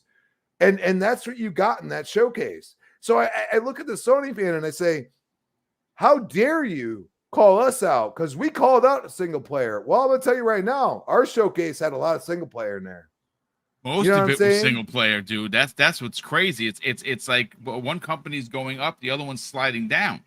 And we still have those IPs that have the single player and multiplayer that like I've seen like a slight revival in Halo Infinite in the past like week. You know what I'm saying? Like people are like, dude, and I'm watching it on Twitter because I'm not playing it. I'm not good at Halo. I suck at it. Okay. And I've said why, but the point is that I've seen people play it on Twitter. So whatever that, you know, that is like displaying it to me as, and it looks smooth as butter. And I say gameplay matters. And I think Sony needs to realize that it's not just about, you know, making this amazing story and everything else. It's about longevity in the gameplay. And the one thing Xbox has continued to do, regardless of failing or not, is that they've given a single player and multiplayer. And the multiplayer is the longevity. And I hope they continue that. I hope they don't just go single player. We're probably going to get some multiplayer experiences. Might not be the greatest thing in the world. But I mean, like, even we don't know. Like the end of this year, we could have Stalker 2 in there, which I mean, dude, visually, that game looks incredible. And it also has a weird story that like I'm kind of into. You know what I'm saying? Like, and I have never played a Stalker, but I'm like, I'm sure they're going to try to explain it because if they're going to drop it in Game Pass, they're going to try to like, you know, give us the backstory. You know what I'm saying? And that's where I'm like, and then I saw that they're doing a voiceover in you know, English.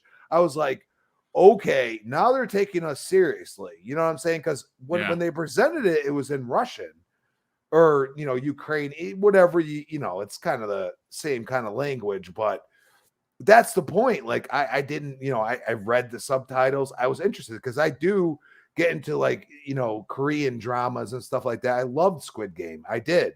You know what I mean? But if I didn't have those voiceovers, I don't know if I would have liked it so much. You know what I mean? But that's my point. Like Microsoft is trying to do this like broad spectrum, and they've been doing it for a while because Phil's like, I'm a gamer. I don't care. You know what I mean? And then PlayStation's like, well, we've been single player. Oh, we're going to release remasters and stuff like that. Yeah. And the remasters like, thing, I think, is where the real problem is. And then to bring your point to fruition, to not have factions release with the remaster of Last of Us 2 is a travesty because you have this IP that is beloved. I mean, regardless of how people feel about that particular game, people have been screaming for factions for 100%. A long time, and it's just not happening, and it's unfortunate. And that's where I say, like, Sony fans, you got to call it out. You got to be like, dude, what is going on here? What are we doing? And that's something that is on you because I'm a gamer. I really don't care. I don't have a PlayStation. I'm not going to be like some of the, I'm on my high horse. Xbox is way better. I just like the ecosystem better. I like the multiplayer aspect. At some point, multiplayer is going to be more important than the bangers you bring out. And I mean, you can say what you want, but Final Fantasy 16 kind of proves that point. I mean, I guess everybody's just playing Call of Duty and Madden and whatever else they're playing because they ain't buying that. Points. I'm just saying. No, it's a great points. Listen, let's bring in Web Dave. But Dave, before I do, let me catch up on a couple of the super chats that popped in here. We have Michael Mooney, good friend of the program, drops a very generous £5 super chat and says, I wonder how much of a hit to Metacritic score Spider-Man 2 will take after the PlayStation players go and play Baldur's Gate 3 first. I mean, there are a lot of. I think there are. You ever heard the term hate buying? I think that's what's going to happen with Baldur's Gate 3 on PlayStation. Not that it's not a great game. It's a phenomenal game. But I think a lot of PlayStation players are going to buy it because they can't buy Starfield. And I'll tell you this right now. And if you get insulted, I'm sorry. If you're going to sit on your freaking hands when a generational game like Starfield comes out because it's on an Xbox, you're just dumb. Sorry. I think that's taking console war to a level of stupidity. If you're gonna, again, if you want to call yourself a gamer, you're gonna sit on your hands because Starfield is an exclusive, and you're not gonna go buy an Xbox or you're not gonna go play in your $9,000 PC. Then you're just dumb. That's it. Sorry. Web Dave, we'll get to you in a second. We have Torino Johnson, good friend of the program as well, drops a very generous $5 super chat and says he's just sending support. Thank you so much, Torino. And Sith Lord, our very good brother, drops a $2 super chat and says if Sony was smart, they would double down on FPS games. Yeah, indeed. They need to double down on something because they don't know the once front-facing Sony that knew who they were doesn't seem to know who they are now, Dave. And that showcase was terrible. We did hear from a lot of the so-called insiders that there was a hidden showcase that was on the way. That has been disproved. Yep. They don't have a showcase, Dave, because these are the games that are coming out. Shout out to, let me just get the who said this correctly. Hopefully I did not move it. Jax82 just reminded me that next year there's another Sony first party game, and it's the remaster of Horizon, the first one. What the F, Dave? Yeah, there's also another one was slated. It's called which they had at their whatever poorly done showcase, called Concord, which is a PvP multiplayer, first person shooter from Firewalk Studios, coming to PlayStation 5 and PC, and it is a 100% gas game. And that was the one that everybody was like, wow, it sure looks like the visuals in the game are ripping off Starfield, and it clearly does.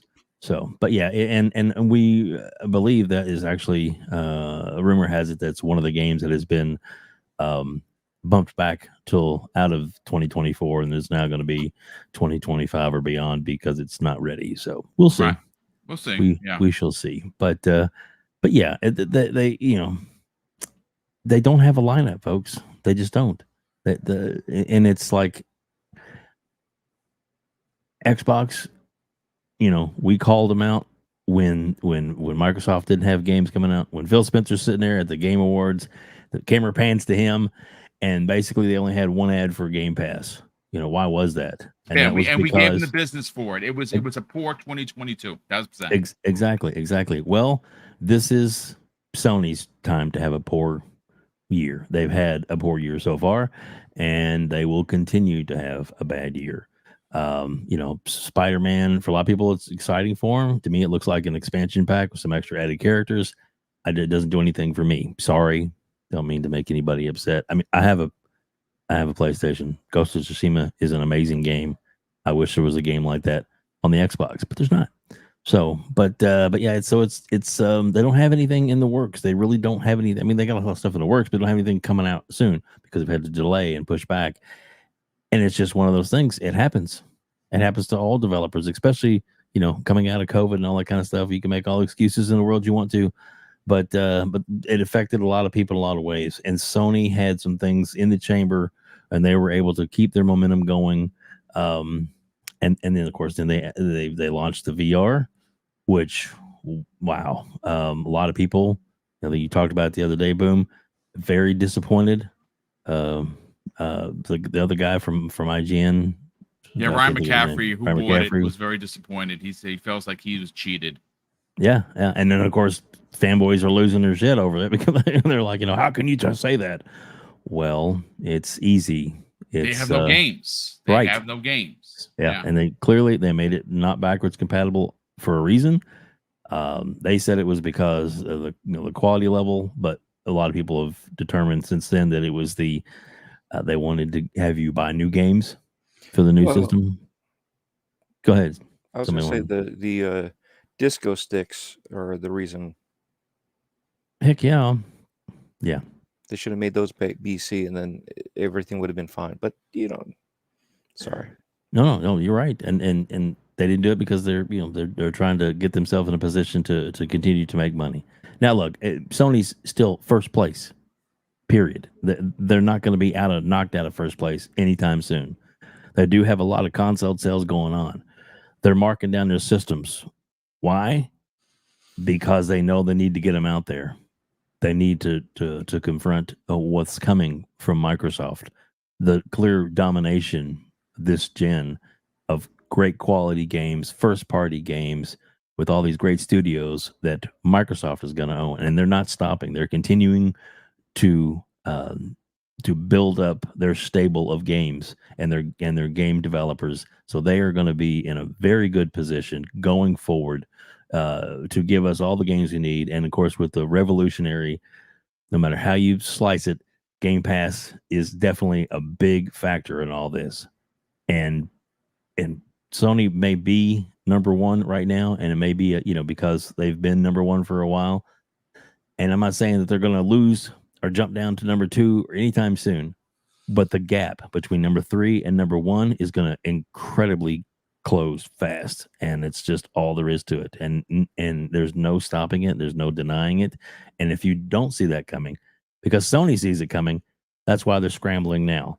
They are scrambling because they see what's going to be their future if they don't do something fast. But is it going to be enough time and enough able to do it and to catch up? I don't know. Boom, what do you think, man? Do you think Sony's going to be able to turn the ship? I think Sony's in a bit of a pickle. And Mark C in the chat says because they have new systems coming, the misinformation on this podcast is crazy. See, first of all, welcome to the program. I don't understand what misinformation. This is the copium, folks, that we're talking about with Sony fans. A lot of cope. What new systems, dude? PlayStation 5 is going to be 3 years old in November, dude. Like, for real? Like, I don't get that. What new systems? Are you talking about the Slim? Are you talking about the Pro? And that's why they don't have games now and potentially in 2024? I mean, next year it's going to be remakes because Ghost of Tsushima is going to release on PC. So all of Sony's works are going to be gas games that potentially have the potential to fail miserably because they're just trash, and remakes.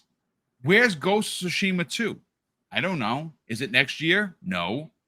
Did you read the financial report that I did? Because I read it too, and it says that a lot of their first party games, they didn't specifically say which ones, have been moved out of 2024 to 2025, and the ones expected the first half of 24 have been moved to the end.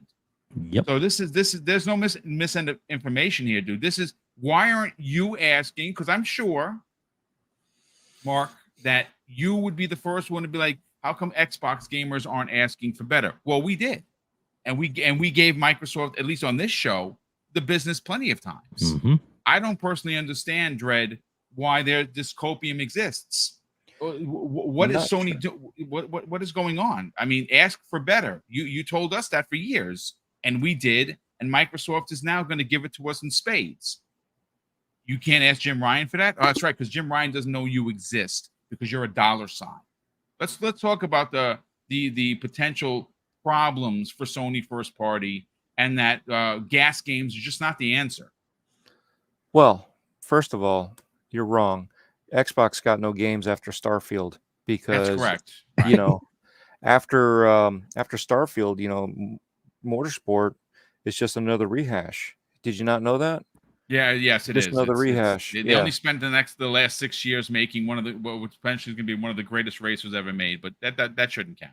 Yeah. So with that and all the games that they've announced coming up, oh wait, Hellblade, another rehash. Oh wait, what was that other one? Fable, another rehash. Oh wait, another one. What is that other one? Oh, Perfect Dark, another rehash. You know they're all new games, Dread. Don't lie. Don't be a pony. Right. No, but you see, this is the thing. I have no issues about this, right? But wait, we're gonna get another Mario, and let's all jump in joy and say that that's perfectly fine. It's just the narratives out there are funny depending on what side you're on. And why do we have to have a side? There shouldn't be a side of me versus you. That's We right. should be together discussing, debating. This is what I've been talking about, people in the chat. You need to stop fighting with each other and have civil discourse. You need to stop poking the bear and stop, or as Boom said earlier, banging the bear, because it's not going to be good when he turns around. He's Hey, not gonna Dread. like it. Dread. It's kind of like you need to be a gamer and Yeah. not a shill for a console. Well, you got to play games, not Twitter. This isn't Right. Twitter. This is why we have civil discourse. We all don't agree on everything. You know what I'm saying? But the thing is, we can all agree upon we need competition. We need to have this stuff. We need to speak about why are we getting remasters of remasters of remasters of remakes? Why are we getting that? I understand. Hey, you know what? When these games are so old that we should probably bring it back for the next generation, so that way they understand where we came from, and I don't know, at the same time maybe upgrade the quality of life, like the controls. There's a lot of stuff that we need to do. I mean, how many times have we said that devs are not using, even Microsoft's own devs are not using the tools that are made for the system to make the system look great, right? So that's not us saying, hey, PlayStation sucks and it's Xbox or nothing. No, that's not that. We're literally calling them out, saying, look, use the tools. The games could be better, but they're not. I already said earlier, Redfall. Come on now. Yeah. And yet you want to say that this podcast has narratives. No, we're speaking the truth. We're speaking our truth, right? We even have the crispy truth here speaking truth. Yeah. Think about that. Extra truth. Think about all this. When you're going through like this and you're saying, what is PlayStation? PlayStation can do no wrong. No, they have done a lot of wrong. We want them to do better.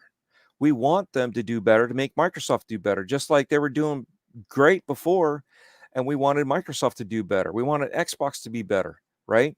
We want them all to be better. Wait a second. I saw somebody earlier saying, I want a newer Super Nintendo. Yeah, you want some sort of powerful Nintendo. We want something more than just the Switch. The Switch was great. Don't get me wrong. It's great. It's better than the Wii U.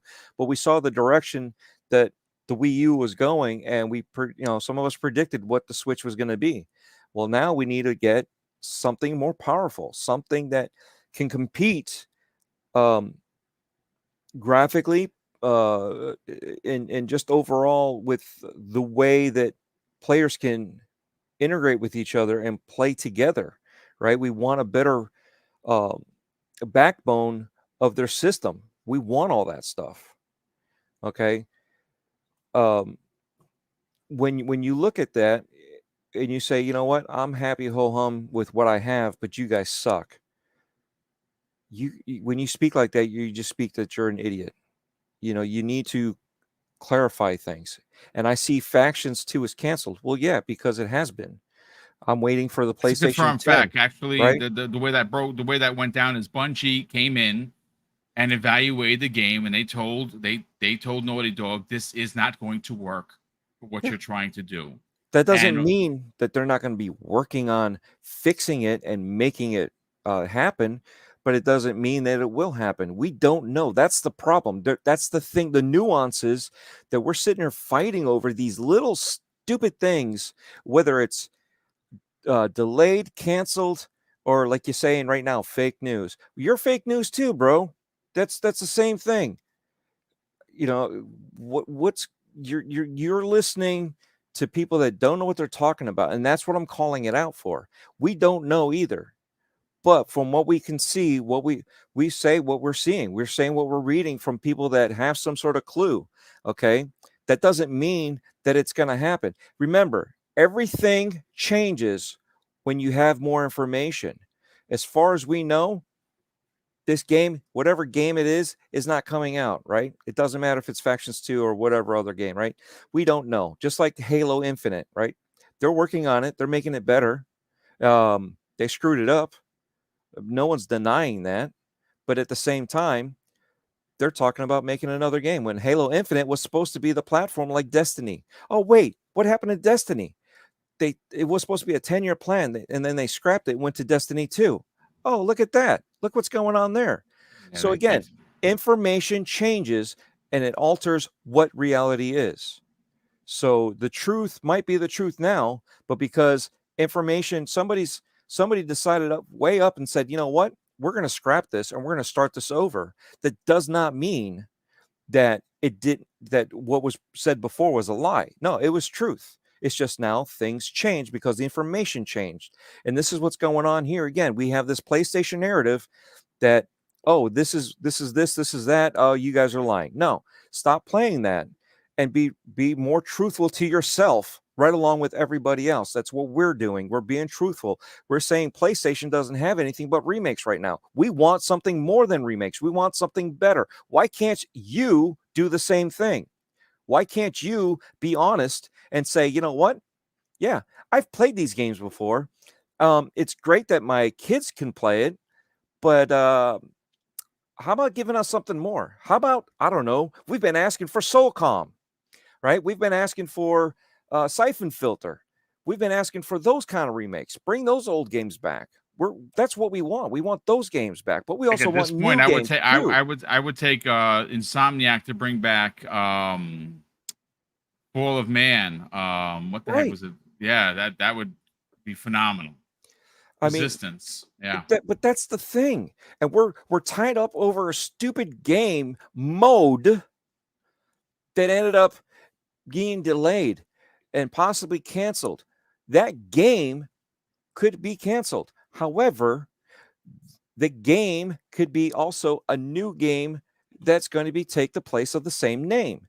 So, oh wait, now it's not canceled? Well, maybe it was. That version of the game was canceled. You got to remember that there's so much nuance out there.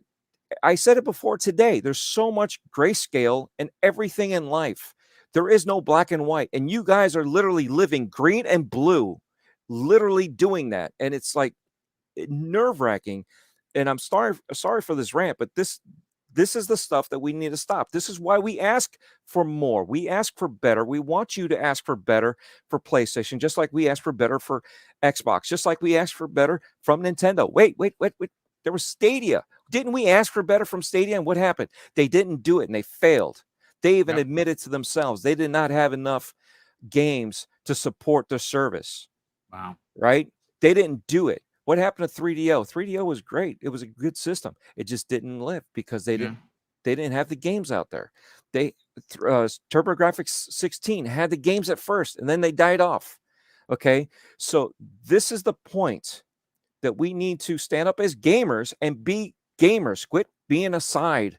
Quit being a color of a console as your identity. Right? This is not identity politics. We are gamers. We need to ask more for our favorite brands. Dude, I don't think great rant, dude. Honestly, it's absolutely fantastic. And of course, his rebuttal, and we'll bring Fuzzy into the conversation. His rebuttal is what? Where? No, his rebuttal is you guys need to let someone come in and deliver facts because you guys are off, dude. I was off. All I can say, brother, is thank you for stopping by the door. Don't let it hit your ass on the way out. It's cool. You don't hate listen to podcasts that piss you off. I don't get it. Maybe there's a deeper thing here, and I don't want to get into that. Let's get your final take on this, and we'll get everyone out of here. It's crazy how we see the mental gymnastics of the PlayStation Nation when there are no first party games scheduled for next year. Their roadmap is a barren wasteland packed with remasters and remakes. That's it. That's all that's coming. And if you're not going to ask for better, that's good on you. But I have a PlayStation 5, so I want to know what 2 times next year am I going to turn on my console? Because it's not going to be for The Last of Us 2 remake. It's not going to. It's not going to be for any of their other remasters. It is going to be for a new game. Are we getting a new game next year? I don't know, because Sony's not telling us. And when my PlayStation is turned on this year, it's going to be for Spider-Man, and for good reason, because Spider-Man is going to be dope. But you cannot tell me, as a PlayStation fan, you are currently okay with the roadmap that has been presented to you. That June show was egregious at best. Literally at best. Well, the thing that gets me is I don't remember a time where Sony doesn't give you at least a 1-year advance notice on a game that's coming. Yeah. Like, all right. Because they like to brag, and rightfully so. Right. And they used to do showcases every year. And this last one was after a 2-year hiatus. Okay.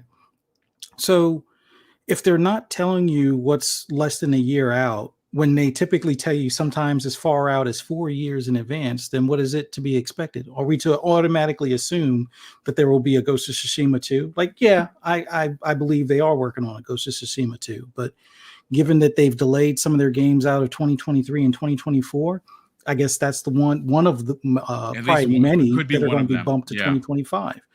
Wolverine, will we see it in 2024? I don't know. It would be hard, even though Insomniac is a stellar development studio. I can't imagine them knocking out Spider-Man 2 this year and then Wolverine next year, unless it's like, okay, let's reuse a lot of assets and things like that, which nobody wants to hear. Oh, right. You're saying it's DLC? No, it's just when you have the basic part of the game built, it should be a lower development time. But then again, it took them a bit of time for Miles Morales, and it's taken them a bit of time for Spider-Man 2. So obviously, there's more to it than just an assets flip or anything along those lines. But as somebody that owns both consoles, like right now, the only game I'm playing on my PlayStation 5 is GT7, which I really hope at some point they consider putting it on PC, because then that will give me an indication that maybe there is a pro that's going to be able to do ray tracing on track and whatnot. And if you've seen any of my Twitter feeds or the app formerly known as Twitter, I play a lot of it and put a lot of the clips up there.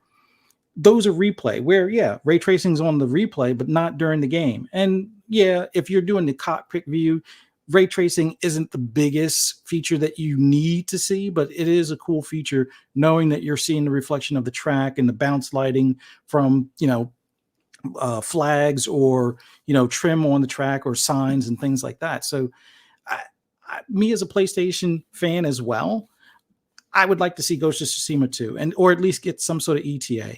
Another thing that I would love to see them do, which, given how Sony loves remastering things that are less than 5 years old, which I know a lot of people want to say, well, Xbox remasters. Yeah. How old is Quake? Let's do the math. Quake is over 14 years old? Last of Us 2 is less than 5 years old. Yeah. Why are we redoing something less than 5 years? And, they're going to charge you basically a full price.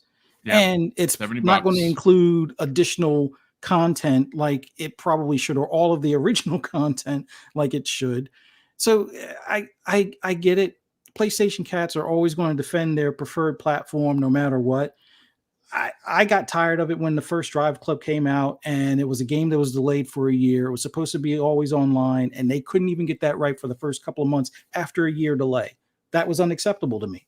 They were always talking about it being a Forza killer. I tried Forza, haven't looked back since, really. Yep. Now, would it be nice if they brought back a Drive Club? Yeah, but what studio is going to do it? Poly was it? I always want to call them Polyphony, but it's Polyphony Digital.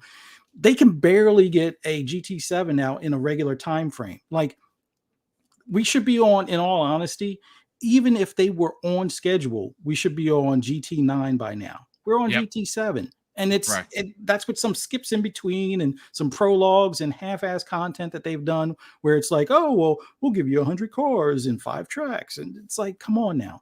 They need to step up their time frame. Sure, there's quality detail, and that's all well and good. But if the detail takes 10 years and you still have 10-year-old cars in the game, what are we doing? Like, It's supposed to be a racing game. You should be up to current standards. Double file rolling restarts. That's been in racing for over 50 years. Why can't they seem to do it? No, they still have you do the single file racing where, the rolling start, you're in 20th place and the leader's already halfway through the first lap. It's like, that's not how racing works even in the real world. So if it's supposed to be a real simulator, why isn't it acting like one? That aside, Drive Club, put it in Japan, have it where it's going to be based off of Midnight Club, which was a real thing in Japan. Yes, that's something they should actually do. But no, they're too busy remaking stuff that you played last generation instead of working on SOCOM. Which, all right, maybe they don't have a studio that they trust to be able to bring a modern day SOCOM. There are plenty of studios out there that are doing early access games on PC, like Void Interactive or New World Interactive.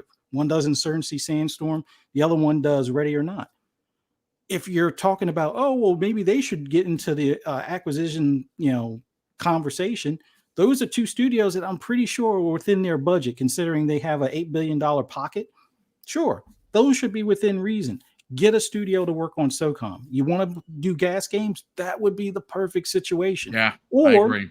Or considering Ubisoft and the Guillemot family keep on demolishing, any not credibility, but any potential or momentum that company has had with some of their games as a service, or even the Tom Clancy license, buy them and then kick Eves out. Like, just get rid of him because he's the problem. And then have those studios. Well, one, you could now pass the Assassin's Creed IP over to Jade Raymond so she could actually do justice for it, where people are asking for the old, stealth-based type of, Assassin's Creed. And you have plenty of studios that can work in the action RPG elements in there. So that shouldn't be a problem. And then have all of the Tom Clancy licenses for Rainbow or Division or Ghost Recon, bring those into the games as a service, because they are basically the building blocks for games as a service potential. And then move those forward. And that would be your easy into the games as a service network.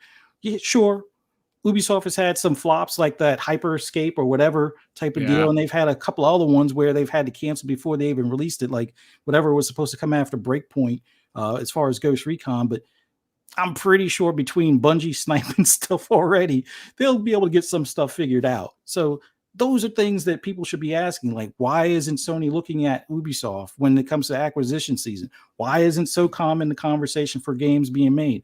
Why are we focused on a Twisted Metal TV series as opposed to a Twisted Metal game? It boggles my mind. And why even bother with a Gran Turismo movie? Like, seriously, if it's not on the level of Ford versus Ferrari, which it's not, why? Like, that budget would have been better put to adding more tracks to Gran Turismo, which is already, I guess, getting close to the 2-year mark. And they've only added, I think, 3 tracks since launch and a couple of like revisions as far as chicanes and things like that. But hey, everybody wants a badmouth, Forza, whether it be Motorsport or Horizon, which adds, at a minimum 6 cars a month, at a minimum. But hey, it is what it is. But, in the grand scheme of things, Sony is not being like Sony. And sure, it's the Jim Ryan era as opposed to the Sean Layden era, which a lot of people were like, you don't know what you're talking about, when people were calling for, what is it, this business and numbers guy? He's going to be like the, what's his name? The one that that was before Phil. Donnie D. Yeah, Donnie it's D. Like, good old Donnie D. It's like, numbers guys are great for certain things as far as when it comes to like the sales numbers and the business model aspect. But if it's a gaming company, you want an enthusiast in place. And Sean Layden actually played video games. Yeah, Ryan can't even put a PlayStation 5 on his entertainment center in the right, orientation. It's upside down, and he holds a controller like it's got cooties or something. So, be happy with what you got. I mean, stay silent if you want, and just not question how that showcase was, a polished turd in comparison to like making fun of Xbox. Well, oh, just wait to another showcase. But yet now you're talking about this magical showcase supposed to appear out of thin air because the original one was a fake one. Are you serious? Like, do you people actually hear yourselves talk or do you just spit out whatever comes to mind, or the first thing out of your mouth is whatever, and not even think things through? Like, indeed, brother, that was a real showcase. They announced it. It wasn't like some third party or even the Summer Game Fest was the one saying, hey, these are the Sony games coming. No, Sony itself told you those are the games, and you balked at it. Why aren't you continuing to say, hey, where's the single player games? You promised us at least 2 of them a year. What's coming next? Oh, no, we're going to just focus on Spider-Man 2, which for whatever reason was originally talked about it being in September. Then it got bumped to October. Let's see if it actually makes it out in October. Let's hope. But after that, then what? Are you waiting on Bungie to have Matter or what was it, Marathon ready? Like they can't even seem to get enough resources to get Destiny 2 to stay on par. I don't know if that's because of what Sony's doing to them behind the scenes, or just the fact that they're good at some things and organization is not one of them. Yeah. But it is what it is. Be happy with what you got, I guess. Continue to champion a console exclusive that's not a console exclusive, because you rather not take the time and look at the bigger picture. Yeah, Baldur's Gate missing Xbox One launch date. Yeah, that's not really concerning, but a sad point. But in the grand scheme of things, it's better than having it buried under a first party title that's going to get all the spotlight when it comes out. But hey, It is what it is. Enjoy the games wherever you choose to enjoy the games. I prefer to, my preferred platform is Xbox, but I try to buy everything. Nintendo's the only one I really don't particularly care for, but other than nostalgia. But beyond that, it's time PlayStation people like get out of this fog of the greatness of last gen. That cloud is already cleared. You should see it for what it is now. Where's the roadmap? Yep. So, no, absolutely. That's it. I've rambled. I'm sorry. No, I loved it. This is. I mean, what a great 2+ hours. I want to thank everybody that tuned in. Real quick, we have our very good friend from Japan. Now I can't pronounce the characters. Get the translation below. Oh, is there? I put it in there for you. Let me see. Google this Translate. Would be, it's Wang Lao. Thank you so much for that, Dave. That is pretty awesome of you that you were able to do that. Wang Lao, welcome to the program. Thank you so much for the very generous $10 super chat. Where they say this, where he says this. Let me get it. Hold on just a second. Roadmap for PlayStation is the remake factory. Wow. Yeah, that is very true. And also, he has become a channel member. Thank you so much for the generosity. Ladies and gentlemen, that's going to do it for this week's Breakfast with Boom. Hopefully you enjoyed it, the program enough to hit the like button while you're here, potentially even subscribe. Obviously, there were a couple of people in here with, that wanted to come. I don't know why you come to these shows looking for a fight. I think that you might have something else that you're dealing with, that you may want to sit down with someone and have a conversation. I listen to podcasts for fun and for information. I think all the information that we provided here was pretty dope, and we all understood what we were talking about, and we have the facts to back it up. But let's get to the outros, and we'll start first with Crispy Bomb. Crispy, obviously, not only are you on this show, you just joined Wilmy Hood's show on Sunday evenings, Gaming Beyond the Box. Talk about that, and where can people reach out to you on social media? I just want to say I am super proud of Fuzzy and Dread for just going in. I love those rants. Legendary, bro. I love it. They were legendary. I apparently have rubbed off on you, gentlemen. I am just saying, and I absolutely love it because it's the darn truth. And if that person does not understand that, well, you need to go look back at yourself and say, am I invested in something that's actually doing something for me right now? And that is the thing that I would say to you. Other than that, you can find me on Twitter. It's still twitter.com. So, I mean, we could call it X, but it's always going to be Twitter. I'm not calling it X. That's dumb. Sorry. Twitter at Crispy Bomb, Xbox Live, Crispy Bomb 28. I do play games, mostly MK and, there's another MK coming out, and then Gears, which is going to be replaced with Starfield, and all those fun things. And Gaming Beyond the Box, yes. Wilmy asked me to join, and I said yes. I had to get, permission from my wife, but of course, obviously, you. Well, you know what? It's great that you are, because obviously you're only on 2 shows normally, and obviously, you were doing a lot before, so an extra one on top of what you were doing would have been probably too much. Yeah, it would have, and I do remember Wilmy asking me at one point a long time ago, and I said no. He's a brother, and Dred's there with us, and Leo and whoever else, Scrub Nurse. Yeah, there's a lot of Pennick. There's a lot of great people there. It is rated M for mature. Okay, like put the kids to bed or put them on their console, whatever you want to do. There will be F-bombs. There will be a lot of swearing at times.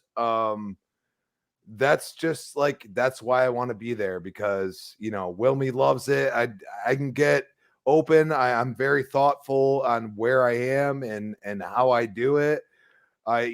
So we have that, and then of course I'll be back here. And as always, I love y'all.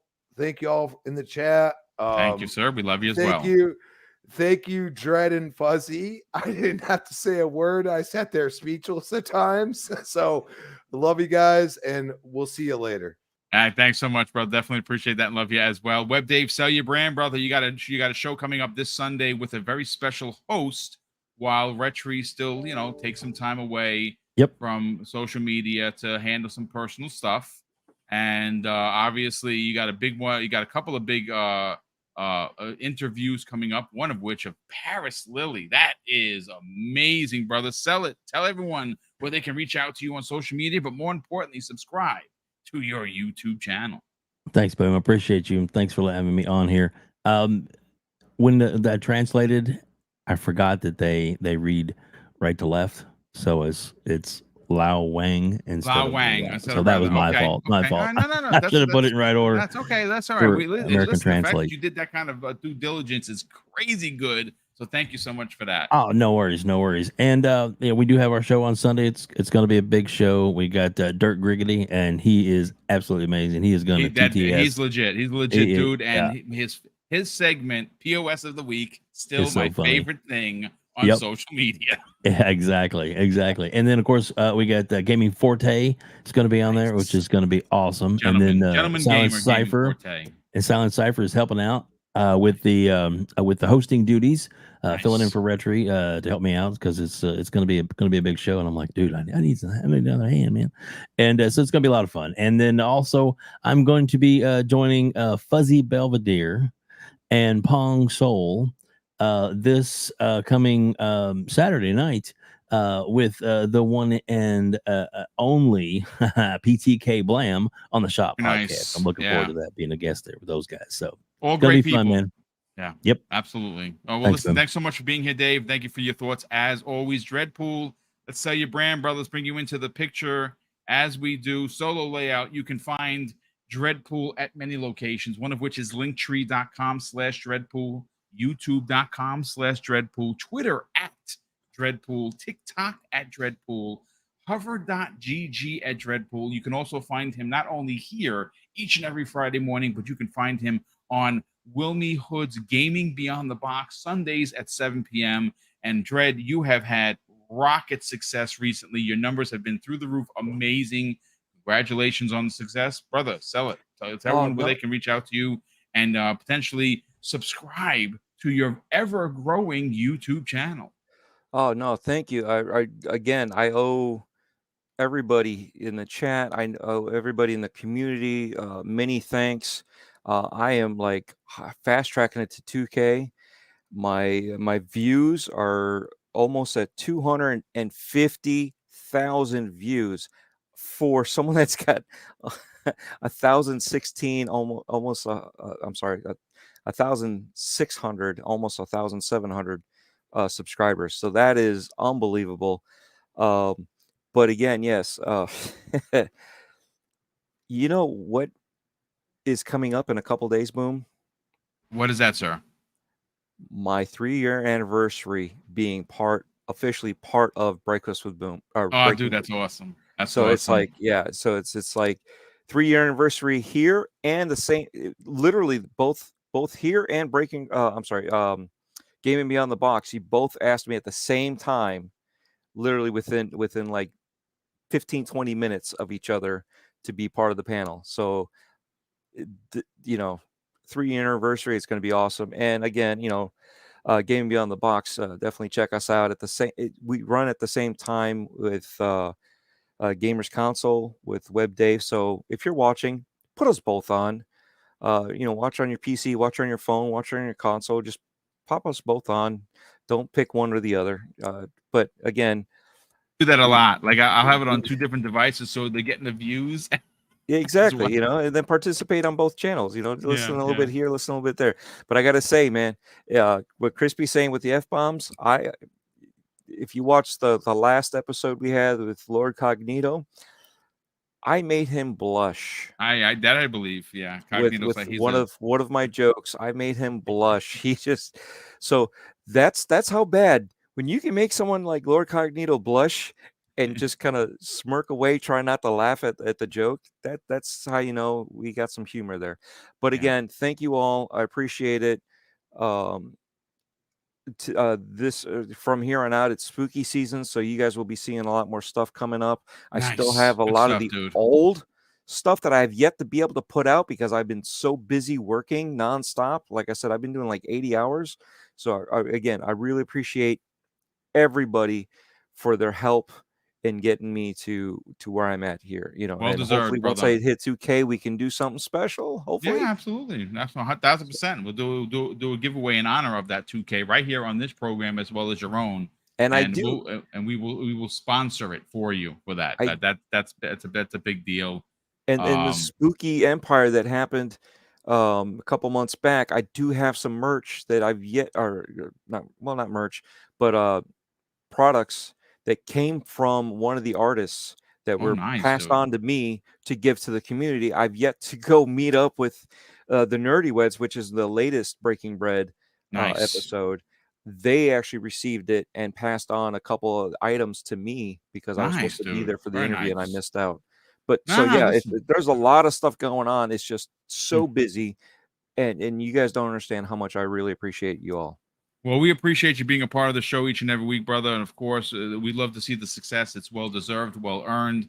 Shout out to Traybone408_, who has now told us that he is 1 year sober as of yesterday. Congratulations, dude. That is absolutely astoundingly fantastic. And he says, I'm doing it, y'all. No more alcohol. That's good, man. Trust me, you're better for it. Your family is better for it.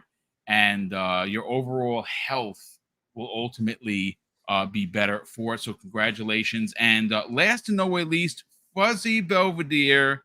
My God, sir, you had some real one heck of a rant, I have to say. Let's bring this back up there. There's gameplay. You killed it. Crispy killed it.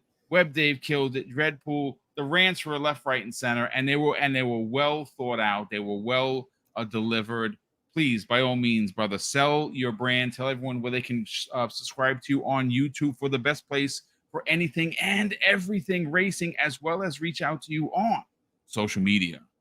Well, just want to thank you for having me on. Always appreciate being here with you guys, and it's always great when we, can say our piece, I guess, about the things that are somewhat frustrating in the gaming space, as far as the platform that we own and cherish, and when they're not delivering like what we expect. But man, oh man, always appreciate the people in the chat interacting with us, and everybody that checks us out live and those that catch us on replay. Please hit that like button, subscribe if you haven't already. Greatly appreciate you taking the time to view us.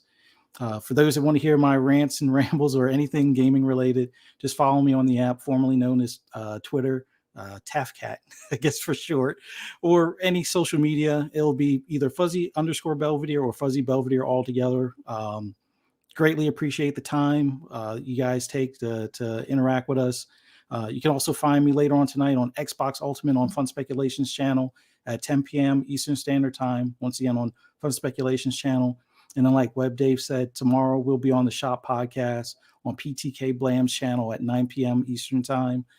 Be ready for that. And then look forward to seeing most of you, if not all of you guys, in the chat here on Monday for Xbox Lunch Break Special at 12 noon right here on this channel. Look forward to seeing you there. Thanks again.